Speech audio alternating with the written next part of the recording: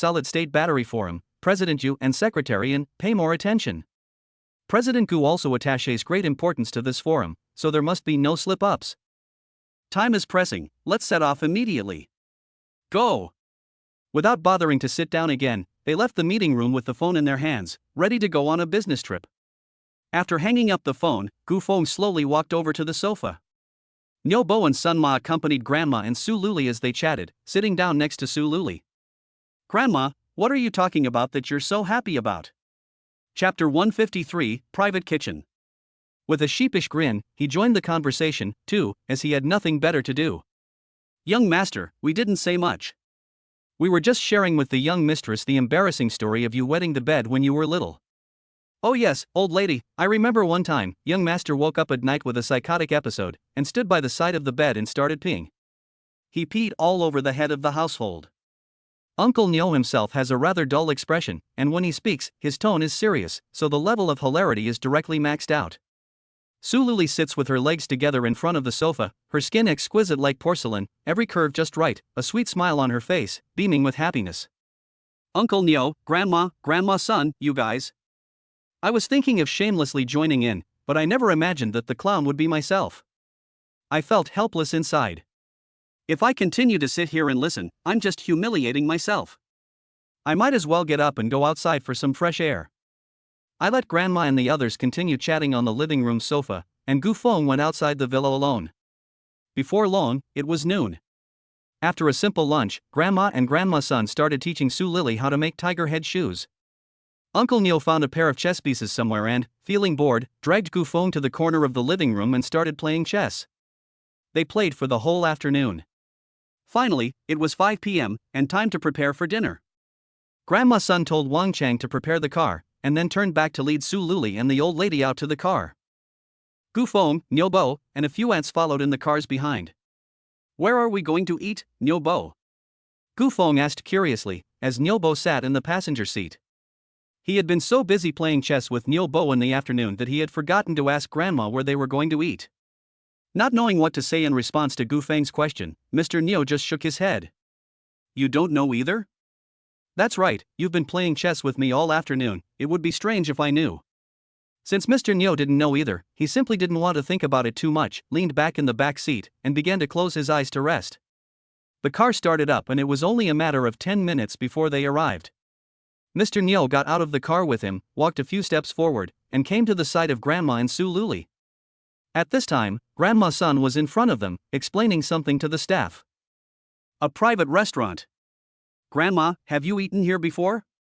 The restaurant in front of them was not large, and the signboard only had 3 simple characters, Tianwai Village.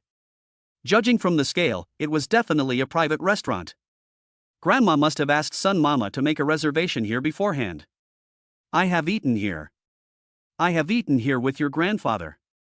I never imagined that after so many years, this restaurant is still here. Let's go, the room has already been booked. Let me taste it. After so many years, has the taste of this restaurant changed? Girl, help your grandmother inside. Her face was lined with the marks of time, and although she was already completely white-haired, the look in her eyes for Su Luli was always full of infinite tenderness and care. Grandma was a little down, so Su Luli unconsciously gripped her wrist a little tighter as she helped the old lady. The old and young entered the restaurant, leaving only Gu Feng and Sun Mama standing outside. Visiting the old place again, the old lady may have remembered the old owner. Sigh, I knew I shouldn't have booked here. Watching the two of them enter, Sun Mama let out a sigh. She didn't want to book here either, but since the old lady had given the order, she had no choice but to comply. Once they entered the restaurant together, they saw that the interior was very simply decorated. The first thing that caught their eye was the lobby, which was less than 100 square meters. Led by the waiter, Grandma and Su Luli walked along the aisle. At the far end of the restaurant were 3 or 5 private rooms. Everyone entered the private room, and Grandma raised her hand, let's go sit. Don't be formal. Order whatever you want. I'm not a fan of formal people.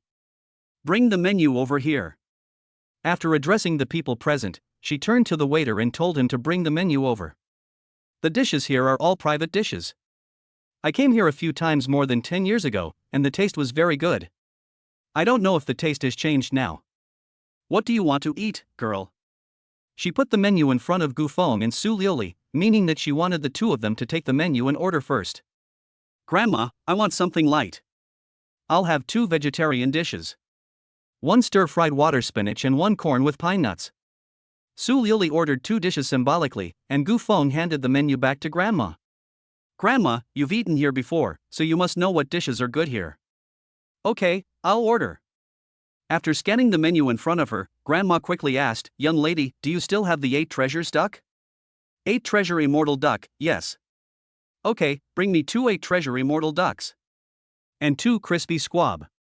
You can order the rest.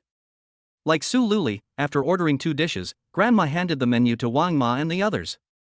After the dishes were ordered, they were served in less than 10 minutes. Xiaofeng, Liuli, you two try it. Your grandfather and I often come here to eat, and the taste is very good. Okay, let me try it. Gu Feng picked up the chopsticks and picked up the 8 treasures immortal duck in front of him. The duck meat was slightly hard when it entered the mouth, sweet and fragrant, and the aftertaste was even more mellow. On this 8 treasures immortal duck, he actually tasted the feeling of beef jerky. This 8 treasures immortal duck uses air-dried duck meat, and with my current teeth, I really don't have the blessing to enjoy it. Watching her grandson taste the 8 treasures immortal duck, Grandma just gave a small smile. She also wanted to eat it with him, but her teeth and stomach just wouldn't allow it. Grandma, let me give you some vegetables. Although it tastes light, it's good for the body. Using the male chopsticks, Su Liuli picked up a chopstick of oiled wheat and gently placed it on Grandma's plate. Facing the vegetables her granddaughter had picked up, Grandma didn't hesitate either, and ate them all in a few bites. The meal was a great success, and it gradually got to 7 p.m. Grandma son, go settle the bill, and let's get ready to go back. Chapter 154, Anchor Grandma. Yes, madam. Grandma son went outside to settle the bill, and the aunts got up one after the other. Gu Feng and Su Liuli helped Grandma get ready to leave. Liuli, tomorrow Feng is going to class, are you going to school? As they walked outside, Grandma took her daughter-in-law's hand and asked softly. I don't know. But there's a live broadcast tonight, starting at 8 o'clock. Standing next to her grandmother, her lips are rosy and small, with a sweet smile at the slightly upturned corners of her mouth. Seeing that the time has come to 7 o'clock, even if her grandmother doesn't mention leaving, she will take the initiative to speak up. The school's promotional live broadcast will continue at 8 o'clock, and there is no delay. Live broadcast? A trace of curiosity flashed in her grandmother's eyes. She didn't even know that her granddaughter-in-law would be broadcasting tonight. Was it a task given by the school? Well, it's an anti-fraud broadcast to promote anti-fraud knowledge to the students. That's pretty good, let's go, hurry home, Grandma wants to watch it too. Let's learn about anti-fraud. Grandma, Liuli is promoting anti-fraud on campus, which doesn't seem to help you, does it? Gu Feng couldn't help but mutter as he supported the old man's arm. At Grandma's age, she should learn about anti-fraud specifically targeting the elderly. Who says it's not helpful? As long as it's knowledge, it's helpful. Not only Grandma, but you should watch it tonight too. Okay, I'll watch it with you. Even if Grandma didn't say anything, he would have watched it with her. As the husband, he had to support his wife in her work. Outside, Grandma's entourage was just about to come out of the restaurant when Sun Mama finished paying the bill at the front desk. Being surrounded by a large group of people, many people eating in the hall cast curious glances in their direction. If it was just Sun Mama and a few aunts, it might not be a big deal, but the main attraction was Wang Chang's bodyguards. One of them was burly, well-dressed, and it was hard not to draw attention to him. I sat in the passenger seat, and Liuli, you helped Grandma get in the car. Let Su Liuli help Grandma sit in the back seat of the Rolls-Royce, and Gu Feng opened the passenger door and got in. The driver was Wang Chang, who was driving, and after making sure that the old lady in the back was ready, he started the car and returned toward the villa. All the way there, Grandma and Su Liuli kept chatting in a low voice, hardly stopping. When they returned to the villa, they took a short break for nearly half an hour, and it was now 8 p.m. As requested by Su Liuli, Grandma's son and a few aunts had already set up the phones in the living room, and Su Liuli sat demurely in front of the sofa.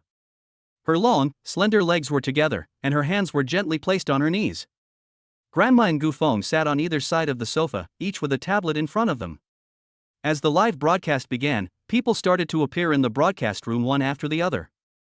In order to prevent everyone from frantically sending gifts, Sue Lily did not forget to turn off the reward function in the broadcast room in advance the moment the live broadcast began.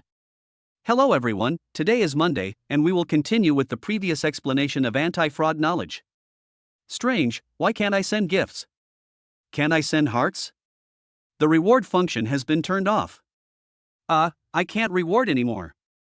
%##. The live broadcast starts.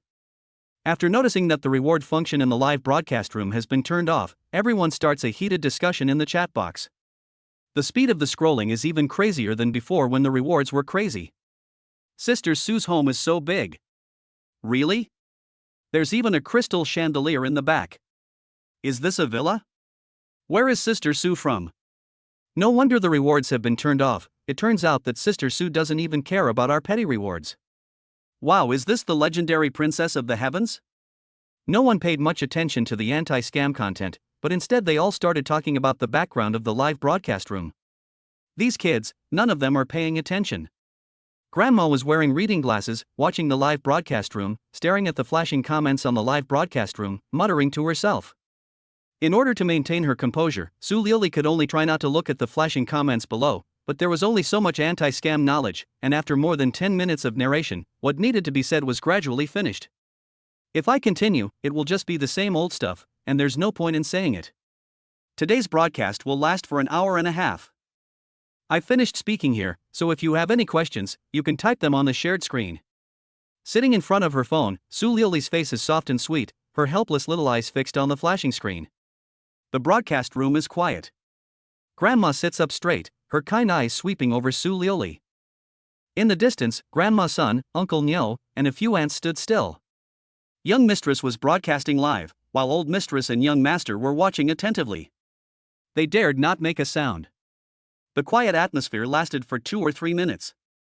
Seeing that Suli didn't know what to do next, Gu Feng was about to get up, but she didn't expect Grandma to stand up first.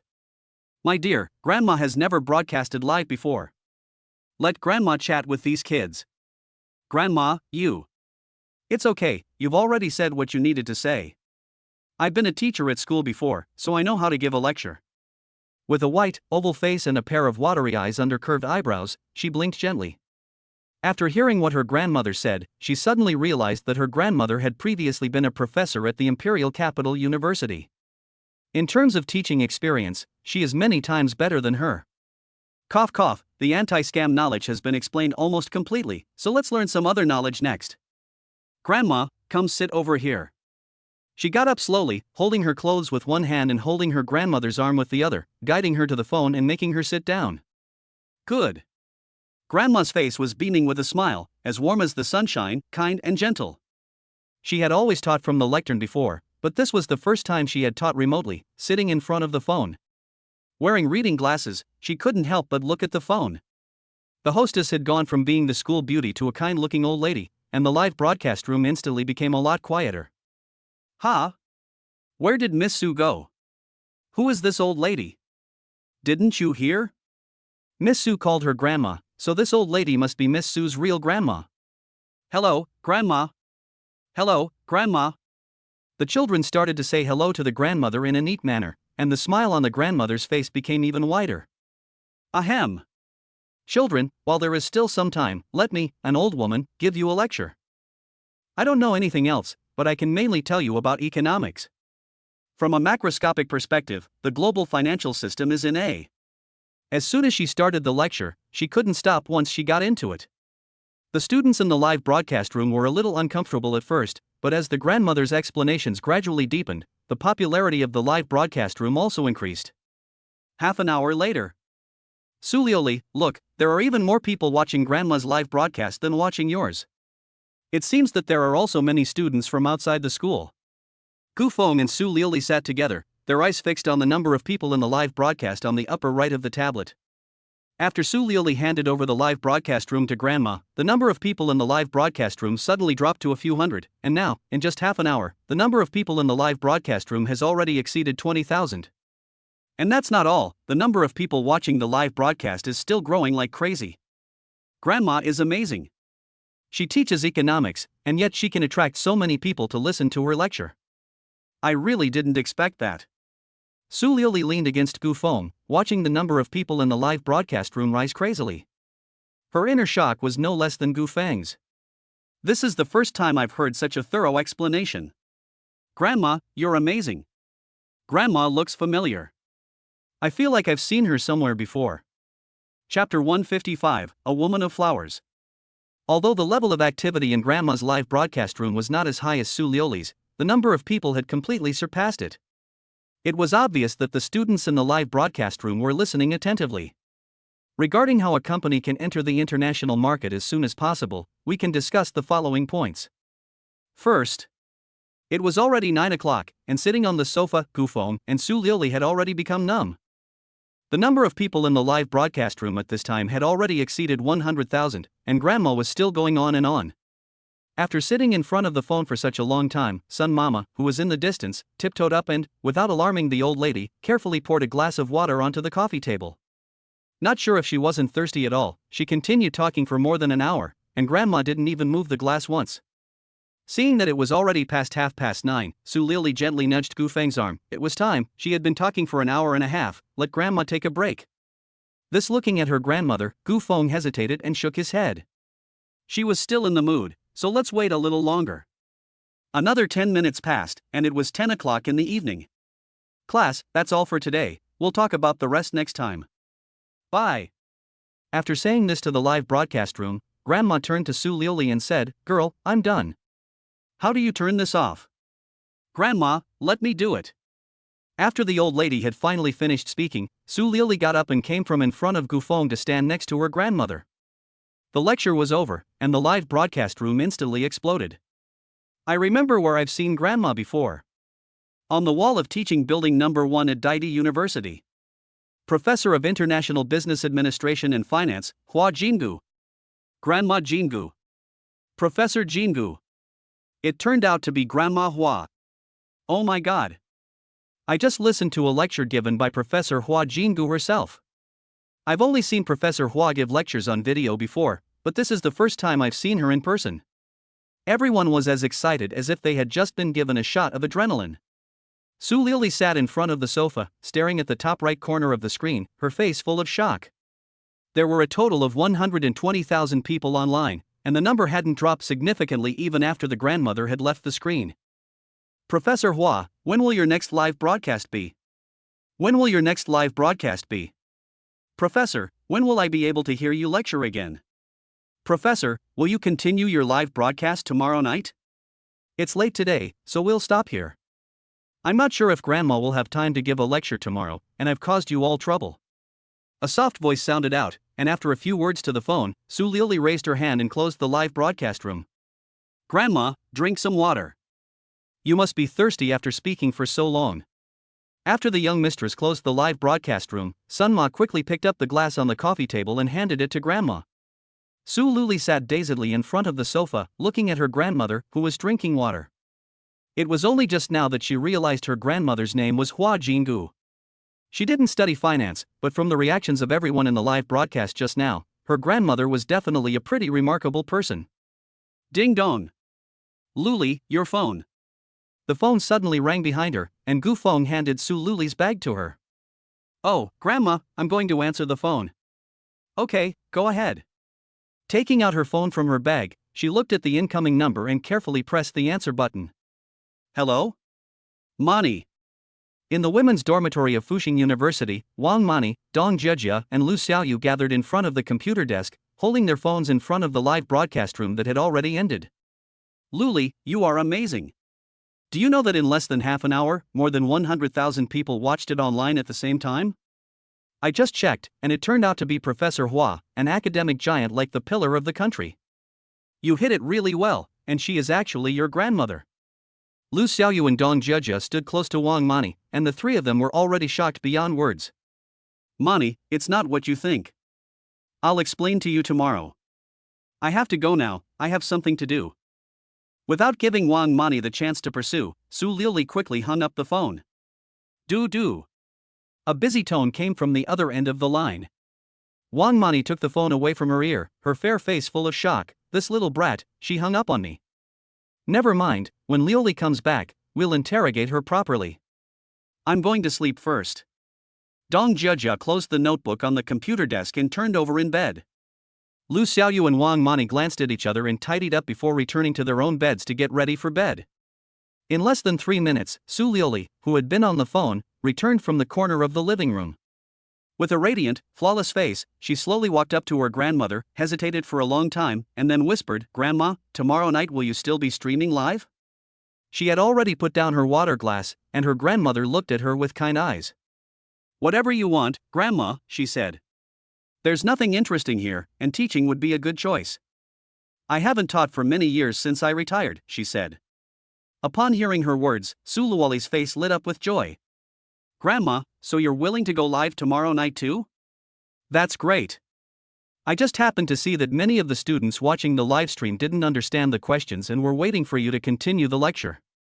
They will be very happy to know that you will continue the live stream tomorrow. The anti-fraud campaign has been covered many times, and almost everything that needs to be said has been said. There are still a few days left before the school's required live streaming assignment. There really isn't much to talk about. Instead of going back and forth about anti-fraud knowledge, I might as well let the students learn more." Chapter 156, Your Mother is Just Too Cautious. Ha ha ha. Liuli, after you said that, it seems like everyone is happy. What I mean is, it might be better to discuss it with the school and let Grandma go to the school to give lectures. Maybe she can even earn some wages.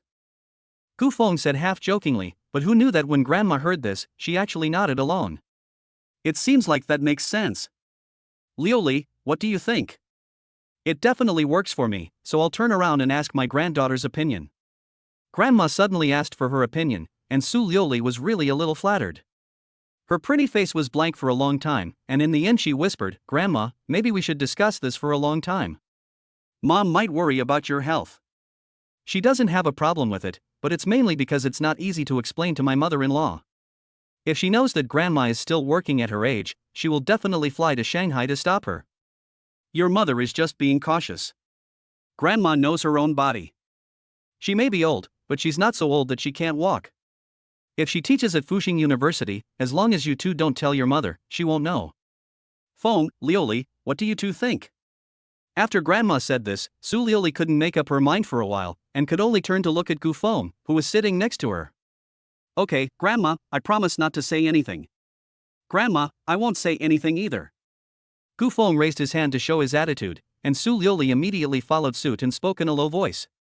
The two of them unanimously decided to keep it a secret, and naturally Grandma was happy about that. She took Su Liuli's hand and sat on the sofa to continue chatting.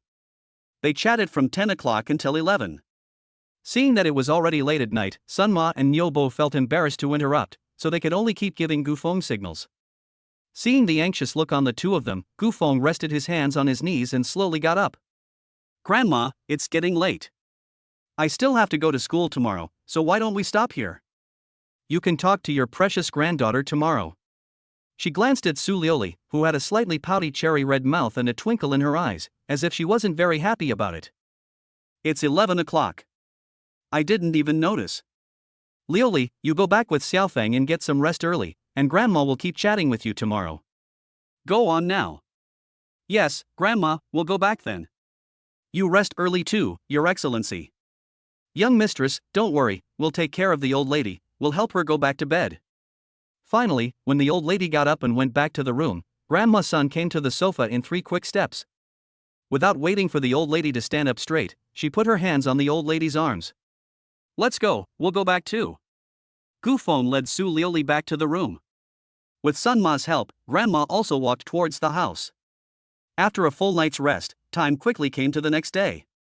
Early in the morning, Gu Feng and Su Liuli walked out of the bedroom. They didn't see Grandma's figure in the living room. Just as the two of them were puzzled, the old lady came out of the kitchen wearing an apron. "Grandma, what are you doing?" Seeing Grandma come out of the kitchen, Gu Feng was taken aback, and Su Liuli was also full of surprise. "Gu Feng, Su Liuli, you're up?" Seeing her grandson and granddaughter, the old lady quickly took off the apron she was wearing and came to them with unsteady steps. "Grandma, what are you doing in the kitchen so early in the morning? Did you go to the kitchen with Grandma Su to make breakfast?" Gu Feng helped his grandmother sit down. As the old lady sat down, she did not forget to pull Su Liuli to sit with her. It's nothing, I just went to the kitchen to take a look. I didn't help much either.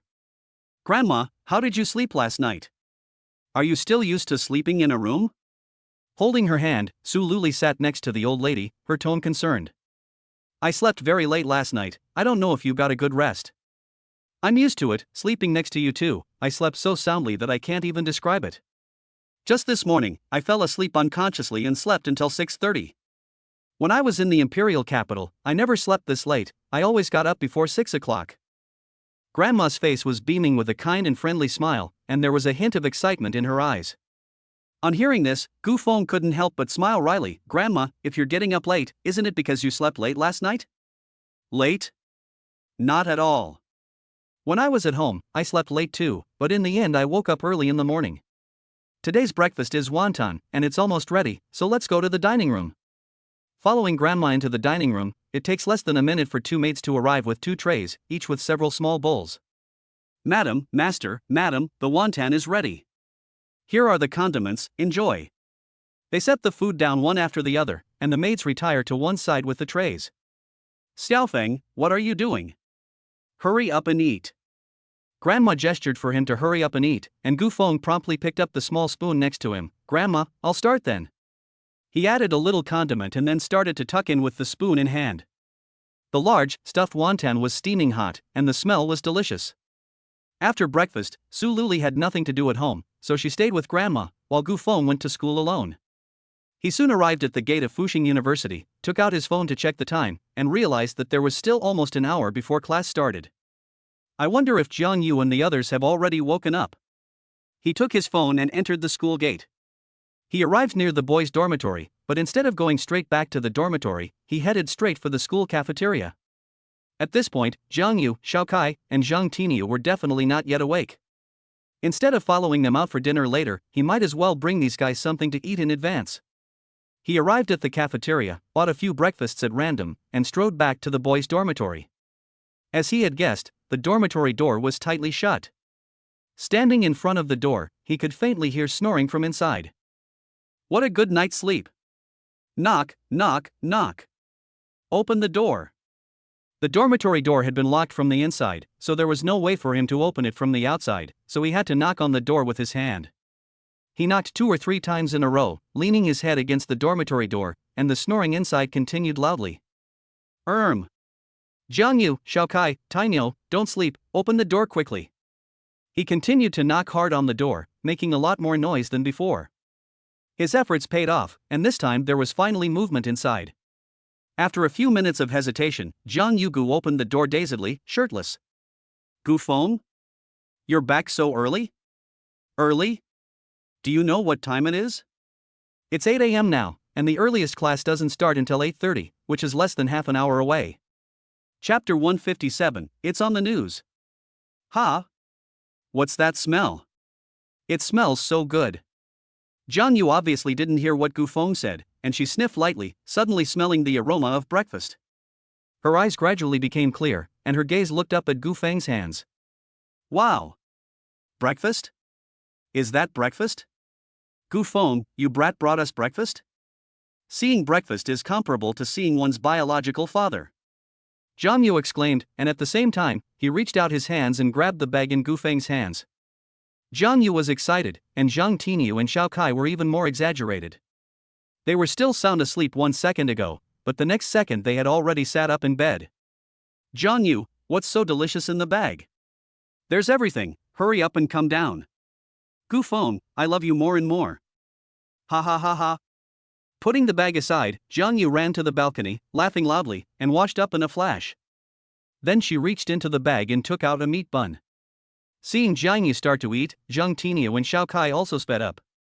Within a dozen seconds, they followed suit and started to eat. Gu Feng, what did you do yesterday when you were off work? Did you watch Su Shue's live broadcast last night? Su Shue's grandmother is actually Professor Hua. No wonder Su Shue is so pretty, it turns out she is Professor Hua's granddaughter. She is my idol. While eating the buns, Xiao Kai couldn't stop talking about what happened last night. If it wasn't so late, he would have called Gu Feng after the live broadcast to share this important event. How do you know that Professor Hua is her grandmother? How do you know? After all, he is Su Shue's boyfriend, and you are not doing your job well. It's obvious that you didn't watch her live broadcast last night. She directly addressed her grandmother in the live broadcast room, and they were still living together at that late hour, so they must be family.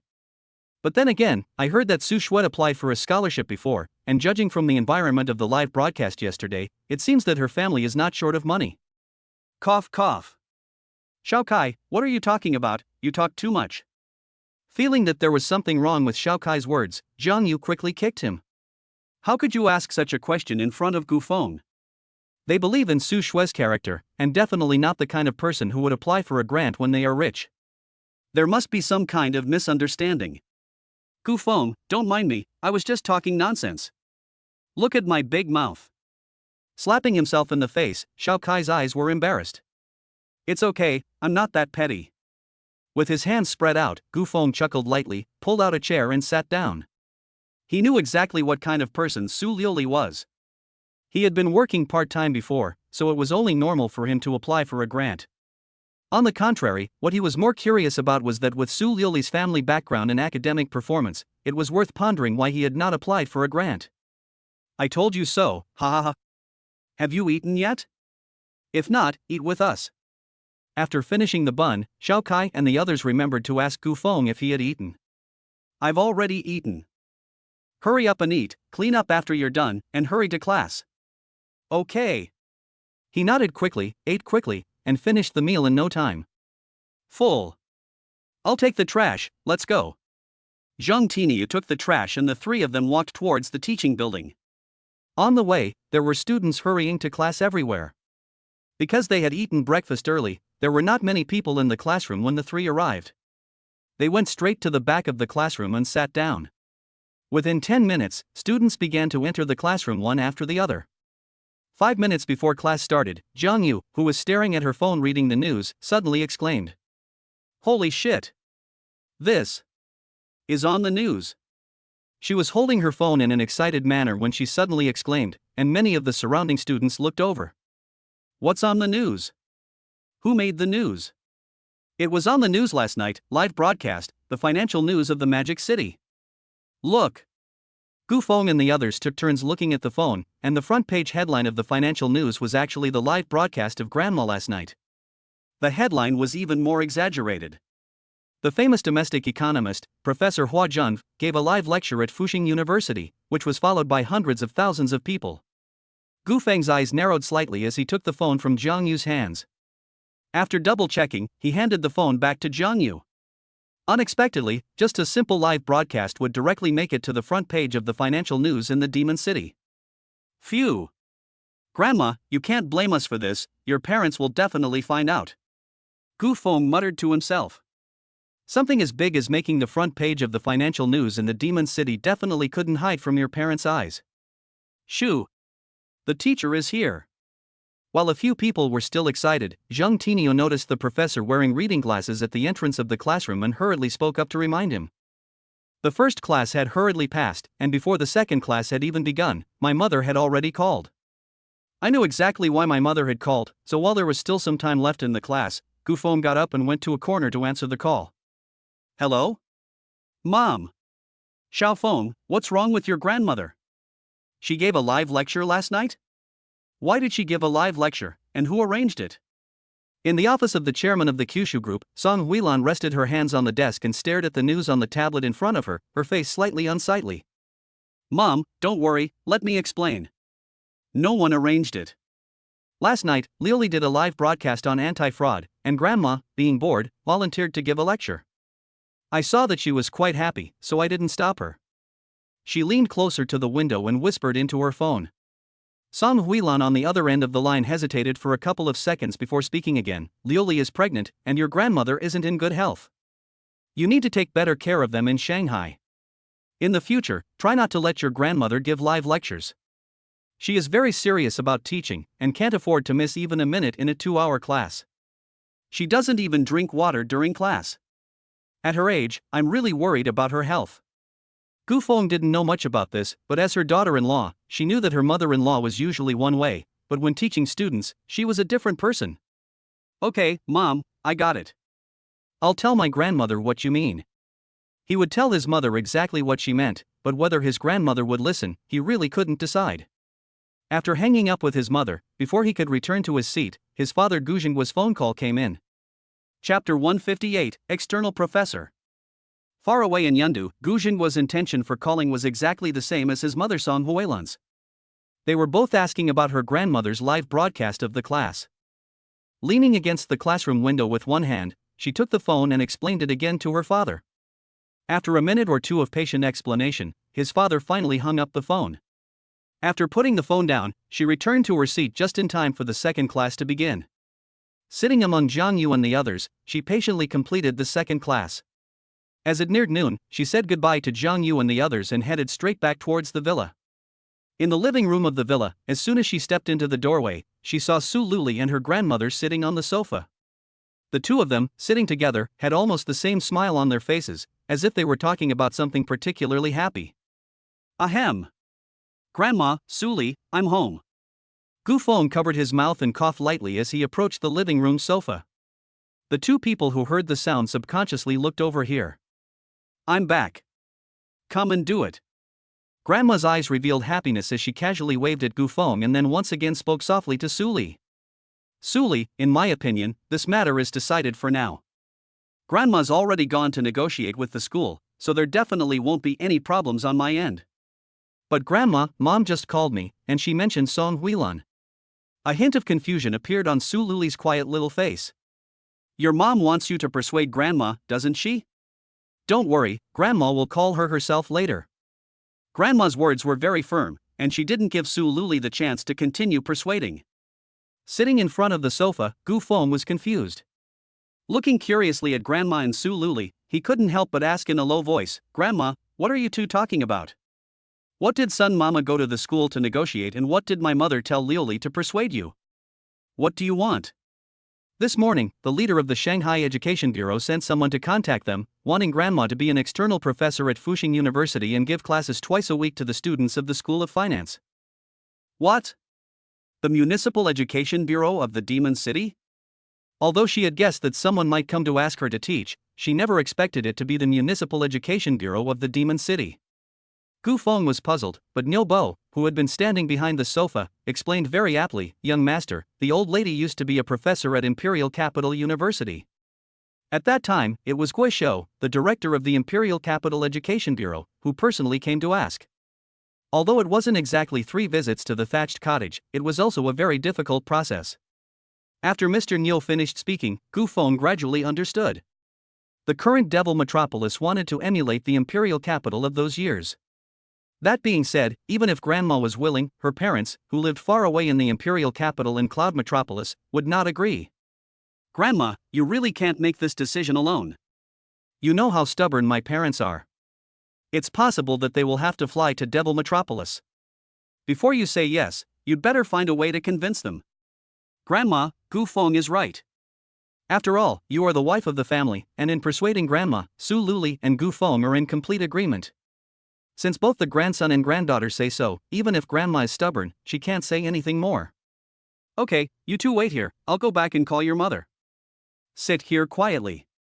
She gestured for Gu Feng and Su Luli to sit on the sofa and wait, and with the help of an aunt, she turned and walked towards her room, her cell phone in hand. I don't know what she wants to tell my mom, and she doesn't want us to listen. If you want to listen, you can go eavesdrop in the corner. I promise I won't tell on you. Su Liuli's flawless, white hands were raised, and she gave a small smile, her eyes full of spirit. Forget it, I don't have that kind of fetish. Oh yeah, there's something else I want to ask you. Have you told your roommates about your engagement?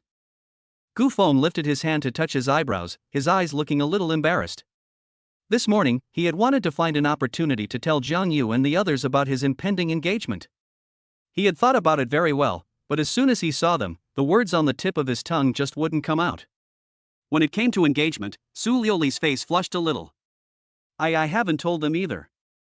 I want to wait until this afternoon, or tomorrow when I go to school to tell them. It's hard to explain over the phone, and she knows her roommates best, so once they find out she's getting engaged, they'll be gossiping about it. It's better to explain everything face to face than to mumble on the phone. Phew. Okay, I'll tell them tomorrow morning. Zhang Tainyo let out a breath. Zhang Tainyo was fine, but Jiang Yu and Xiao Kai would be so excited to find out that he was getting engaged right away, and that his partner was Su Lily. Are we eating lunch together? Yes, the ants are cooking in the kitchen, and it will be ready in about 10 minutes. Suli and Feng sat together, chatting away, while Grandma made the call in her bedroom. In the blink of an eye, half an hour had passed. Still not finished? Uncle Nyo, do you want to go and see why my grandma hasn't come out yet? Nyo looked up at Suli, who was standing not far behind her, and shook his head seriously when he heard this. Young master, please be patient. It's only natural that it will take a while to convince the old lady and the young lady. Okay, then I'll. Before he could finish, the bedroom door slowly opened, and Grandma came out with a brisk gait. Grandma, what's the verdict? Did my mom agree? She agreed. With that word, Grandma's face lit up like a blooming flower, and every wrinkle was filled with boundless joy and satisfaction. You're really something. You even convinced my mother. I give Grandma a thumbs up. In this world, the only two people who can convince their mothers are Grandma and Su Luli. Actually, it wasn't convincing, just a negotiation of conditions. Grandma agreed to only take one lesson a week, and the lesson couldn't last more than an hour and a half, and only then did your mother agree. Luli, Grandma is going to start taking classes at Fuxing University soon, and she is in need of an assistant. Do you want to take on the hard work and be Grandma's assistant? Me? Grandma, I majored in music and didn't study finance, so I probably can't. What's wrong with not studying finance? Don't you still want to apply for graduate school at Capital University? Study with Grandma, and I guarantee that within a year, you'll be able to apply for graduate school at Capital University. Taking Su Luli's hand, Grandma looked calm.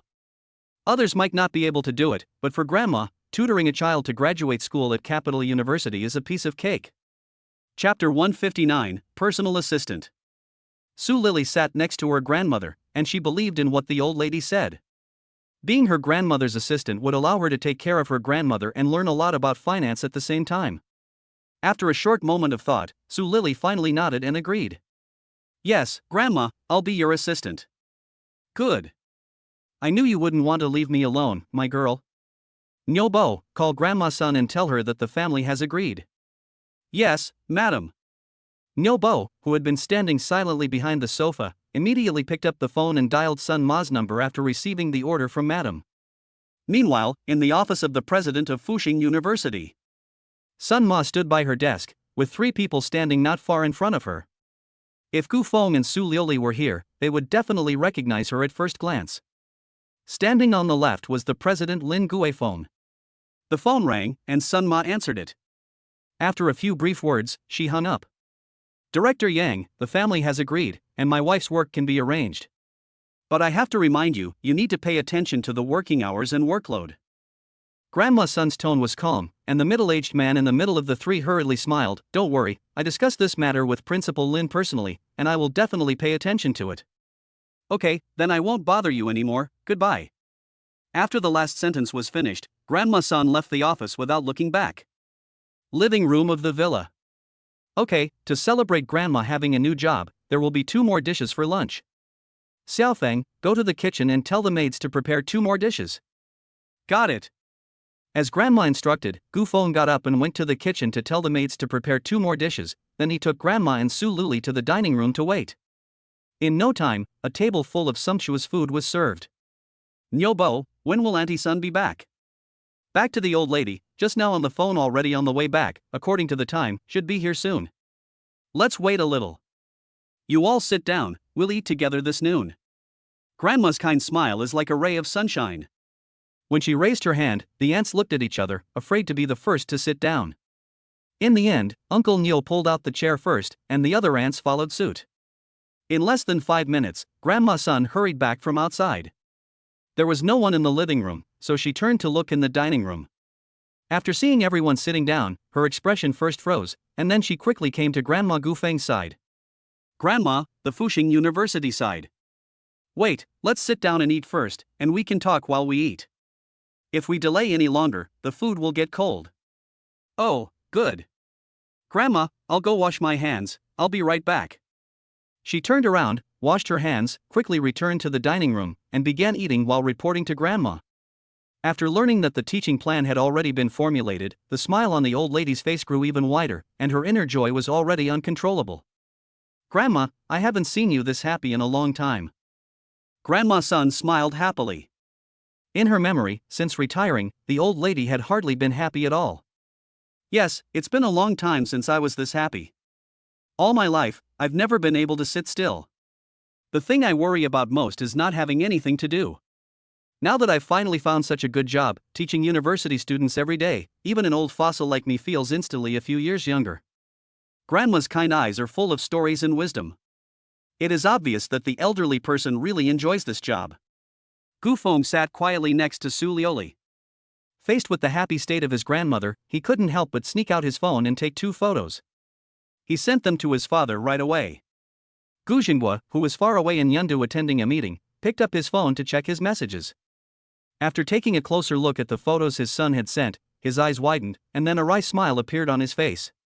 "Mr. Gu, what do you think of the results of our discussion?" An elegant voice rang in his ears. Hearing this, Gu Jinghua casually put the phone back on the table. "Vice Minister Wang, the focus of your discussion just now was generally very good, but I would like to add a few points." Shanghai, Villa Living Room. After lunch, Gu Feng and Su Lioli sat with their grandmother in the living room chatting. "Grandma, are you going to continue with the live broadcast tonight?" Su Lioli's bright eyes blinked lightly, a sweet smile on the corners of her mouth, as she looked at her grandmother playfully. She had already said everything she needed to say in her anti-fraud livestream. If Grandma didn't continue with the lecture tonight, she didn't really know what she should livestream to everyone about for a while. If that didn't work, she would just have to repeat the previous case. "Will it affect you if Grandma continues the livestream?" "Of course not.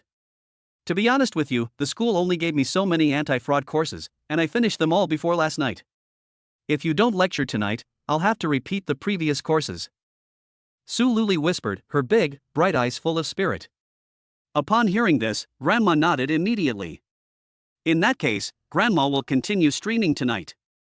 I'll just prepare this afternoon. I went on at the last minute last night and rambled on, but I won't do that tonight. Grandma-san, after lunch, go buy me a few copies of lesson plans. Yes, and bring 2 pens. Love what you do." When it comes to teaching, Grandma is always meticulous. Knowing her character, Sunma put down her rice bowl and quickly agreed, "Okay, I'll go buy them later." They chatted quietly while eating lunch. 20 minutes later, after eating lunch, Suluwali and the others came to the living room sofa to rest, while the aunts quickly cleaned up the dining room. There were no classes in the afternoon, so Gufeng accompanied Suluwali and sat next to Grandma, writing the lesson plan together. "Grandma, I'm not flattering you, but your handwriting is absolutely masterful if you were in ancient times." He looked down at the lesson plan in front of Grandma. The strokes were sharp, the penmanship like drifting clouds and smoke, the entire lesson plan written down in a flowing manner, and at a glance, it gave a very comfortable feeling. The grandson exaggerated next to him, and the old lady only symbolically pushed the reading glasses on her nose. Our current educational methods are different. When we were young, practicing calligraphy was a major part of the curriculum. We practiced cursive, running script, and regular script, not just with pens, but also with brushes. You two have to agree that when my little great-grandson is born, let Grandma teach him to practice calligraphy." "Really, Grandma?" Su Lioli's eyes showed a hint of surprise. "Of course it's true. Grandma would be happy to teach my little great-grandson." Mentioning his great-grandson, the old lady couldn't help but smile. Upon hearing this, Gu Feng and Su Lioli exchanged glances, both smiling without saying a word. The child in the womb was not only a precious treasure to Grandma, but also to the entire Gu family. Everyone was looking forward to the little one's birth. Grandma's pen hardly stopped for the entire afternoon. Grandma's mother came over to remind her a couple of times, but the stubborn old lady didn't pay much attention. "Grandma, I now understand why my parents don't let you work. It's almost 5 o'clock, and you've been writing for more than 4 hours. Can you take a break?" Gu Feng couldn't help but speak up, standing awkwardly in the same place and staring at his grandmother, who was writing furiously. She had written 2/3 of a lesson plan in the afternoon.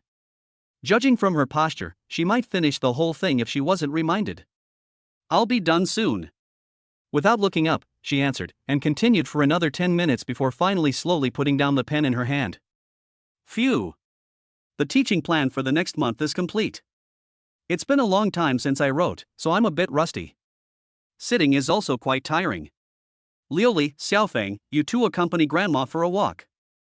Feeling a bit stiff after sitting for a long time, the old lady slowly got up with the help of Su Liuli and Gu Feng, putting away the teaching plan on the table. Chapter 160, One Search, One Result. Just as she was helping her grandmother get up to leave the living room and go for a walk, her cell phone suddenly rang on the coffee table. It's for you. She lifted her hand to pick up the phone and handed it to Gu Feng. After taking the phone from Su Liuli, she looked at the caller ID. Liuli, you and Grandma's son go out for a walk with Grandma first, I need to take this call. Okay. Grandma, let me help you out first. Gu Feng wanted to answer the phone, so Su Liuli didn't ask too many questions, but instead followed Sun Ma and helped Grandma leave. Hello? What is it? The phone call was from Chen Zhengyang. At this time of day, it must be a work report. Mr. Gu, sorry to disturb you. Do you have time now? Go ahead. Taking the phone, he sat back down on the sofa. Chen Zhengyang on the other end of the line didn't waste any time, and immediately began to report on the work situation for the whole day. To be honest, following the process given by Gu Feng to conduct the investigation, it was almost like a guarantee that everything would turn out well. The entourage of the Kyushu group was dumbfounded, and they even began to doubt whether Chen Zhengyang and the others were possessed by Sherlock Holmes. During the investigation, it was as if a god's perspective had been turned on. Sitting in front of the sofa, listening to Chen Zhengyang's report for nearly 20 minutes, and after 20 minutes of silence, Gu Feng only said one sentence. Submit the investigation report to the Kyushu group tomorrow morning. Yes, President Gu. After a brief response, Chen Zhengyang hung up the phone.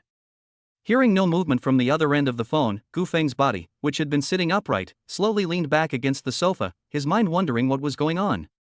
After about 5 or 6 minutes, a slight curve appeared at the corner of his mouth, and he put away his phone and got up. He walked out of the living room of the villa and looked left and right, but did not see the figures of his grandmother and Su Liuli. They went out?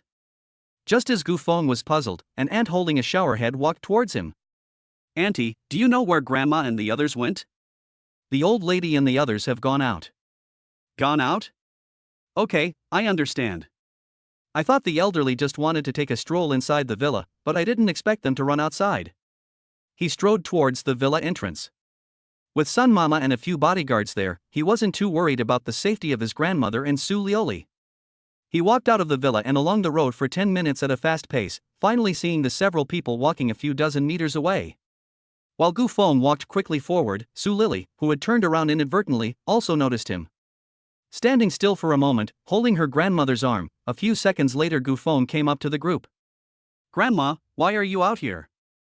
I thought you were taking a walk inside the villa. Panting, he stood on the elderly woman's side and took her arm from Sun Mama. You rascal, after making the phone call you still knew to come out and look for Grandma. There's nothing interesting about walking around the villa. It's all the same walk anyway, so might as well go for a walk. It's still early, let's walk a bit further. Okay. Obeying her grandma's orders, he helped the elderly person continue walking along the road for another 500-600 meters. Because this is a villa area, there are not many cars on the road. After walking for 500-600 meters, the elderly person stopped. It's not that she didn't want to go on, but considering her granddaughter-in-law's physical condition, she chose to turn around and go back in order to avoid her getting too tired. After walking along the road back to the villa, it was soon time for dinner at 8 p.m. When it was time to go live, Su Liuli took the tablet and prepared to start the broadcast. Grandma also opened the lesson plan and put on her reading glasses to make it easier to read. Grandma, are you ready? The tablet was placed in front of Grandma, and her delicate hands were ready to start the broadcast. Okay, go ahead. As Grandma spoke, Su Liuli quickly turned on the live broadcast. Within just 3 minutes, before the class even started, the number of people in the live broadcast room had already climbed to 15,000. Hello, Grandma Hua. Good evening, Professor Hua. Hello, Professor Hua. I was once a student at the Graduate School of Imperial Capital University and was fortunate enough to be taught by you. I never thought that after more than 10 years, I would be able to listen to your class again. I wish you good health and a long life. In addition to current university students, there were also many elites in the financial sector in the live broadcast room. The old man's eyes were full of a smile, and he didn't say a word. The entire live broadcast room had already begun to go crazy with screen updates.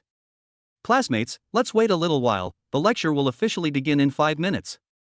When he was working at Imperial Capital University, he liked to wait before class, and this live broadcast lecture still couldn't change his previous habit. Grandma sat in her chair full of energy, while Gu Feng and Su Lioli stood silently to the side. Lioli, Grandma is about to start lecturing soon. You must listen carefully, it will be very helpful for you to get into the graduate school of Capital University. Yes, I know. Even if Gu Feng didn't say it, she knew she had to listen carefully. While everyone else was listening to the lecture on their phones or computer screens, she was listening to the live lecture. She had quietly prepared her laptop before turning on the live broadcast for her grandmother. 5 minutes passed in a flash. Okay, class, time's up. Let's start the lecture. The number of people in the live broadcast room climbed to over 100,000, and Grandma put the lesson plan in front of her aside and began to explain eloquently. Grandma was very knowledgeable, but what she said was very easy to understand, and Su Luoli, a student who knew nothing about finance, was able to understand it completely. Halfway through the lesson, Grandma's son and a few aunts came over with 2 plates of fruit. Young mistress, please have some fruit. Thank you, Grandma's son. You're welcome, young mistress. Enjoy your meal. She gently placed the fruit plate in front of Su Lioli, and Sun Ma's gaze turned to the old lady not far away. After hesitating for a long time, she finally waved her hand and let the 2 aunts leave together. Usually, she doesn't even drink a glass of water during lectures, let alone eat fruit. Su Lioli listened attentively, and her grandmother, the old lady, was also engrossed in what she was saying. Gu Feng sat next to Su Lioli and couldn't help but follow along. An hour and a half later. Classmates, next we will continue to explore the question of. Watching as Grandma continued, Gu Feng raised his palm and gently placed it on Su Luli's shoulder. Luli, go tell Grandma that it's time.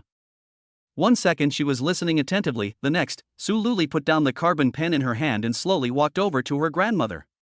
Her lips parted slightly, her pair of bright eyes, like 2 bright stars, looked at the tablet in front of her grandmother. Grandma, it's time for class to break. Huh? Is it time? The uncertain old lady raised her hand to check the time, then turned her head to look at Su Luli next to her. Really? Okay, let's consider the discussion below as extracurricular homework, and we'll end the class here.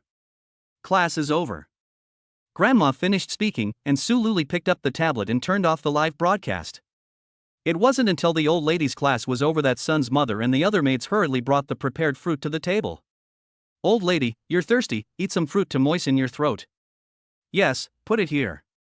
Sun's mother, do I have class tomorrow? Having just placed the fruit platter down, Sun's mother immediately smiled wryly at the old lady's words. Chapter 161, Little girl, how dare you flirt with me? Old lady, Fuxing University has just prepared to assign you a teaching task today, so it can't be that soon. My preliminary estimate is that it should be as early as next Monday.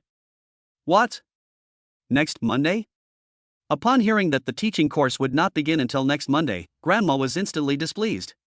It was only Tuesday today, and it would be 6 or 7 days until next Monday. She couldn't wait that long. Next Monday is too late. It doesn't take this long to arrange a course. These officials just like to dawdle. You go contact them. The courses need to be arranged by tomorrow at the latest. It's an open elective course anyway, so it won't delay the school's normal teaching. After working at Daidi University for so many years, she knows almost everything about the university's course arrangements. The courses arranged for her are only open elective courses. On the one hand, students are not required to attend the classes, and on the other hand, it will not affect the normal teaching progress. It only requires a little adjustment in terms of time. With careful planning, it can be arranged within half an hour. Grandma, let's do as Grandma says. You call her and start the lessons tomorrow. Yes, master. I'll call her right away. Since Gu Feng had said so, Grandma's son had no choice but to comply. They chatted in the living room until 10 o'clock.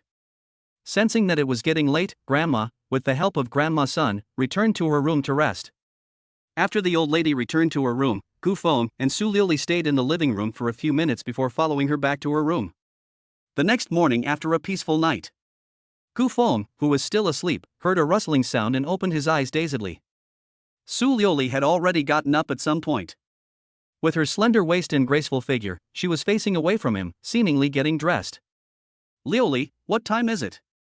Su Li's heart skipped a beat when she heard Gu Feng's voice behind her. She was wearing a cute bra and holding a white sweater in her arms. Her face turned red as she turned to look at Gu Feng. You're awake. It's almost 6 o'clock. She got up at 5:30 and tried on a few outfits here, so she guessed it was almost 6 o'clock. It's almost 6 o'clock.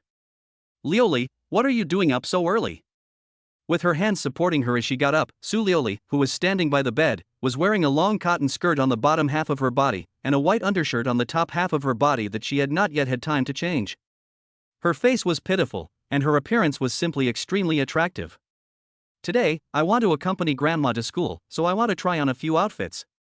If you're sleepy, go back to sleep for a while. Usually, she doesn't get up until almost 7 o'clock, but now it's only 6 o'clock, so she can still sleep for another hour. His mind gradually cleared, and his gaze fell on the beautiful back of Su Luli's neck. A smile flashed in Gu Feng's eyes. Just as Su Luli was about to turn around and continue changing, a large hand suddenly struck, and then her body softened, and she collapsed into Gu Feng's arms. What are you doing? Hugged in Gu Feng's arms, Su Luli symbolically struggled a little, and then a blush spread across her little face.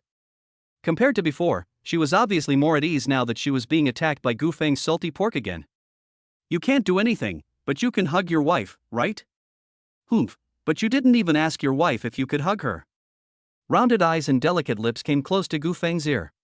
Just as Su Lioli was about to continue speaking, she suddenly felt something wrong under her. You aren't being honest, are you? Staring at the face that had turned a deep red, Su Lioli quickly got up from Gu Feng's embrace. She glanced at the bed without meaning to, and when she saw the small tent, she opened her mouth but didn't know what to say, so she could only turn around awkwardly while holding her clothes. She never expected that just by hugging her, Gu Feng's reaction would be so big. Su Lioli was so nervous, and Gu Feng blushed. Cough cough. Lioli, don't get me wrong, this is a normal reaction, after all, I just woke up. I'm going to the bathroom, you continue trying on clothes. After saying this to Su Lioli, Gu Feng quickly rolled over, got out of bed, and rushed to the bathroom. 5 minutes later, when he came out of the bathroom, Su Lioli in the bedroom had already changed into a whole new outfit. She was wearing a white t-shirt on top, a khaki-colored long skirt on bottom, and white short boots on her feet. The simple outfit, which was matched well, was worn by Su Lioli in a way that gave off a distinct sense of luxury.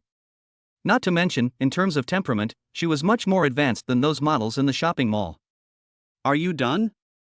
Her lips were so delicate and luscious, and she looked at Gu Feng, who had just come out, as if she were a little surprised. I'm done. That fast? This is fast? In the past, I could finish in a minute. Gu Feng felt something was wrong when Su Lioli covered her mouth and laughed lightly in the middle of a sentence. Wait, Lioli, what do you mean by you're done? Just what it means. I'll go out first. With a meaningful glance at Gu Feng, Su Lioli swayed out of the bedroom. Gu Feng stood awkwardly in the same place. This little girl, she actually flirted with me. In the past, it was always him flirting with Su Lioli, but today, he was the one being flirted with. Feeling helpless, he went over to the bed, made the bed, washed his face and teeth, tidied up everything, and walked out of the bedroom. Outside in the living room, his grandmother was already up, and Su Lioli was sitting next to her, with a pot of succulents in front of them. Good morning, Grandma. Where did you get this?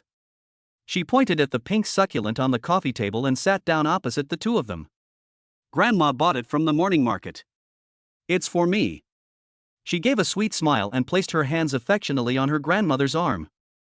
Ha ha ha. You girl, you're still showing off to him?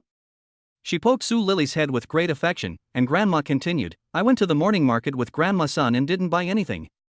I saw this pink thing and thought it looked nice, so I brought it back for Lily. They say this plant doesn't like water, and it'll be fine if you don't water it for a month. Grandma, how much is this succulent? 5 yuan. 5 yuan? That's really not expensive. This plant has such a nice color, I thought it would cost a few tens of yuan, but I didn't expect it to only cost 5 yuan. The things at the morning market are economical and affordable. When you have time, Grandma will take you too for a stroll. But you have to get up early. Okay, Grandma, we'll go shopping tomorrow morning. Ha ha ha, okay. The old woman and the young man chatted with each other, paying no attention to Gu Feng sitting across from them. After waiting a long time for breakfast, Sun Mama came over to greet the group and asked them to go to the dining hall. After breakfast, before Grandma could ask, Sun Mama came forward and reported. Madam, Principal Lin has arranged an afternoon public class for you. It's from 2 to 4. Okay, I understand. Lioli, you're going to school this morning, right? Yes. Grandma, I haven't told some of my roommates about the engagement yet, but I have time this morning, so I want to tell them. Oh, it's true that you should have invited them a long time ago. Grandma nodded imperceptibly, and then looked at Gu Feng again. Feng, what about you? Have you invited all your friends from school? Chapter 162, Who are you engaged to? Senior Sue? Not yet. I discussed it with Lioli and we're going to invite them this morning. There's only one class today, which ends at 10 a.m. It'll be fine to tell Jiang Yu and Xiao Kai after that. Well, as long as you two remember to invite them. Don't be rude. Don't worry, Grandma. It's getting late, we too have to go to school. Go! After saying this to Grandma, Gu Feng and Su Lioli walked out of the living room together, and Wang Chang had been waiting outside for a long time. When he saw Gu Feng and Su Lioli come out, he immediately helped open the car door. Sitting shoulder to shoulder with Su Lioli in the back of the Rolls-Royce, Gu Feng couldn't help but smile wryly at the corner of his mouth. What's wrong? What are you smiling at? Su Lioli looked at Gu Feng with a curious gaze, full of confusion. I was thinking, being able to go to school in this car is really thanks to you and the little one in my belly. Back then, when I first reported to school, he came all the way on a green train, carrying a plastic bag in his hand. It was so miserable. Hey, then you were really pitiful. With a sweet smile, Su Lili fastened her seatbelt, gave the command to Wang Chang, and the latter immediately started the car and set off for Fuxing University.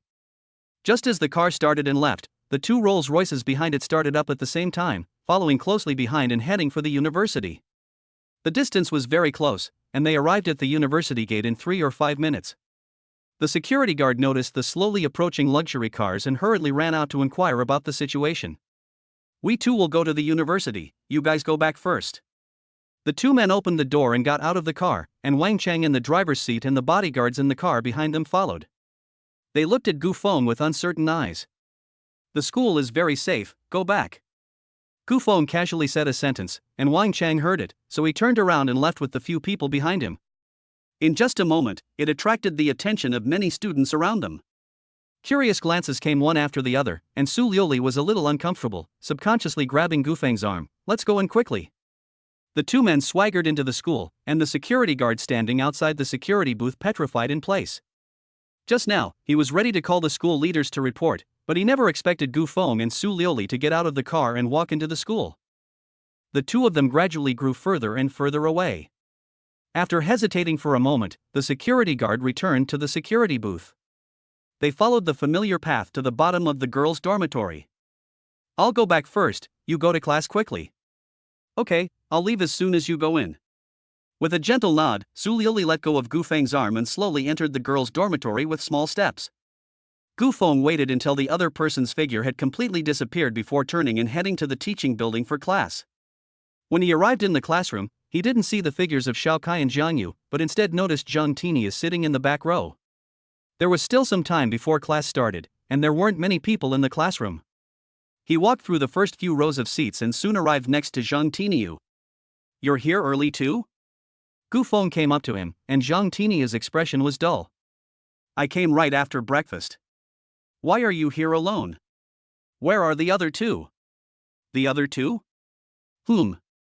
He looked down at his watch and continued, they should still be asleep at this hour. I went with Junying to breakfast this morning, and they were still fast asleep when we left. But don't worry, Xiao Kai set several alarms. While he was talking, Gu Feng had already come and sat down next to Zhang Tiniu. There weren't many people in the classroom, and there was only Zhang Tiniu next to him, so he planned to tell Tiniu the news of the engagement first. The other person is honest and straightforward, so even if he is surprised, he will keep it to himself. After a short moment of thought, he gritted his teeth, turned his body with a determined look on his face, and said, Tainyo, I want to tell you something. Gu Feng had never looked so serious before, and Zhang Tainyo nodded subconsciously as he stared at him with wide eyes for a long time. Go ahead. Well, that is, actually, I want to say. Wait, is Gu Feng trying to borrow money? He interrupted Gu Feng with a raised hand, and before Gu Feng could respond, Zhang Tainyo took out his wallet from his trouser pocket. Just in time, my father gave me 1,000 yuan for living expenses, which I haven't had a chance to spend yet. You can have it first. Without another word, he thrust a stack of red bills into Gu Feng's hands in front of him. Gu Feng was at a loss for words as he took the money that Zheng Tinio had forced into his hands. He didn't know how to organize his words in the first place, and with Zheng Tinio's antics, his mind was even more confused. Ahem. No, Tinio, I'm not short of money. You can keep this money for now. What I want to tell you is that I'm getting engaged. On the 17th of this month, come with me to the imperial capital for the engagement banquet. He leaned close to Zhang Tinio's ear and told the other person in a very low voice that he was getting engaged. After a second or two, Zhang Tinio didn't react much, and just as Gu Feng thought the other person already knew, he suddenly jumped up from his chair. What? You're getting engaged? His face was full of shock, and his voice was so loud that it almost blew the roof off the classroom. No, sit down quickly, Tinio, what are you so excited about? He took Zhang Tinio's hand and made him sit down. Everyone in the classroom turned their attention to them. He patted his head and looked helpless. He really wished he could find a crack to hide in. He had thought about telling Zhang Tinio in advance because he considered the other person to be calm and collected, but he had not expected this scene. Gu Feng covered his head and lowered his head, and Zhang Tinio also realized that he had been too excited just now. Suppressing the shock in his heart, he raised a finger and gently poked Gu Feng on the shoulder. Gu Feng, are you okay? I was so excited just now. Are you really getting engaged? You're not teasing me, are you? Who are you getting engaged to? Miss Su? The shock inside gradually turned into curiosity. Listening to Zhang Tinio's words, Gu Feng took a deep breath and secretly looked up to see the surroundings. Seeing that no one was staring at him anymore, he sat up straight. I'll tell you, but you can't yell. Got it? A word of warning in advance, in case this guy gets excited again, it'll be really embarrassing. Okay. Don't worry, I promise I won't yell. Lifting up 3 fingers, he pretended to swear in front of him. Okay, I believe you. Hurry up and stop him, and then carefully tell the other person that he and Su Luli are about to get engaged in the imperial capital. Zhang Tinio was prepared internally, but still couldn't help but open his mouth wide when he heard Gu Feng's words. Amazing. So amazing. Gu Feng, how did you manage to do that?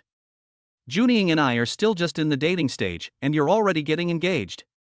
Gee, when Jiang Yu and Xiao Kai find out about this, he. Smiling complacently, while talking, he began to fantasize internally about Jiang Yu and Xiao Kai's reactions when they found out that Gu Feng and Miss Su were about to get engaged. Alas, I can already see their 2 faces in you. Anyway, you can't mention it in class later, let's talk about it after class. Don't worry, I understand. Chapter 163, Choked by Spit. Lower your voice and make an OK sign. Gu Feng, can I ask you a few questions? Go ahead. You and Miss Su are engaged now, and her family just simply agreed? What kind of gift did you bring when you first went to your girlfriend's house? Were you nervous when you went to meet her? Are there many relatives in the family? What did you say in the first sentence? Are the parents strict? Zhang Tinio asked a whole bunch of questions, and he couldn't figure out which question to answer first. Wait. Tinio, the next second you're not going to ask me which foot I put in the door first, are you? Zhang Tinio looked strange, and when he heard this, he seemed to know that he had just asked too many questions. He smiled awkwardly, scratched his head, and said, No, just the thought of meeting the parents makes me scared. Since you're getting engaged, I want to learn from your experience first. He spoke very sincerely, but he couldn't help the other person at all. Not to mention that there was only one grandfather in Su Luli's family, just talking about the pregnancy alone, the situation was completely different. Tinio, it's not that I don't want to impart my experience. It's really a different situation, I don't know how to tell you. There was only one grandfather in Luli's family, and the old man had a generous personality. He saw that I was a talented person and agreed without thinking. Gu Feng was talking nonsense seriously here, and Zhang Tinio, who was sitting next to him, rolled his eyes directly. You're just blowing hot air. You're not even good looking. You're shameless. He couldn't get any useful advice from Gu Feng, so he didn't think about it anymore. He lowered his head and continued to whisper to Gu Feng about the engagement banquet. They got so caught up in their conversation that when the 2 of them came to their senses, the teacher carrying a laptop appeared on the podium. Oh my God! The teacher's here. What time is it? Seeing the teacher on the podium opening the multimedia, Zhang Tinyu and Gu Feng hurriedly checked the time. They were shocked when they saw the time. 8:29. There's only 1 minute left before class starts. There was only 1 minute left before class started, and Jiang Yu and Xiao Kai had not yet arrived. It's over, these two guys must have overslept. Hurry up and call. Tinyu, you call Xiao Kai, I'll call Jiang Yu. Being late for major classes is no small matter. He picked up the phone and dialed Jiang Yu's number.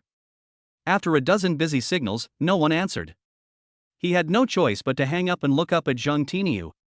After a brief 3 seconds. It's answered. Xiao Kai, class is about to start, where are you? Hey, class? A drowsy voice came from the other end, obviously still half asleep.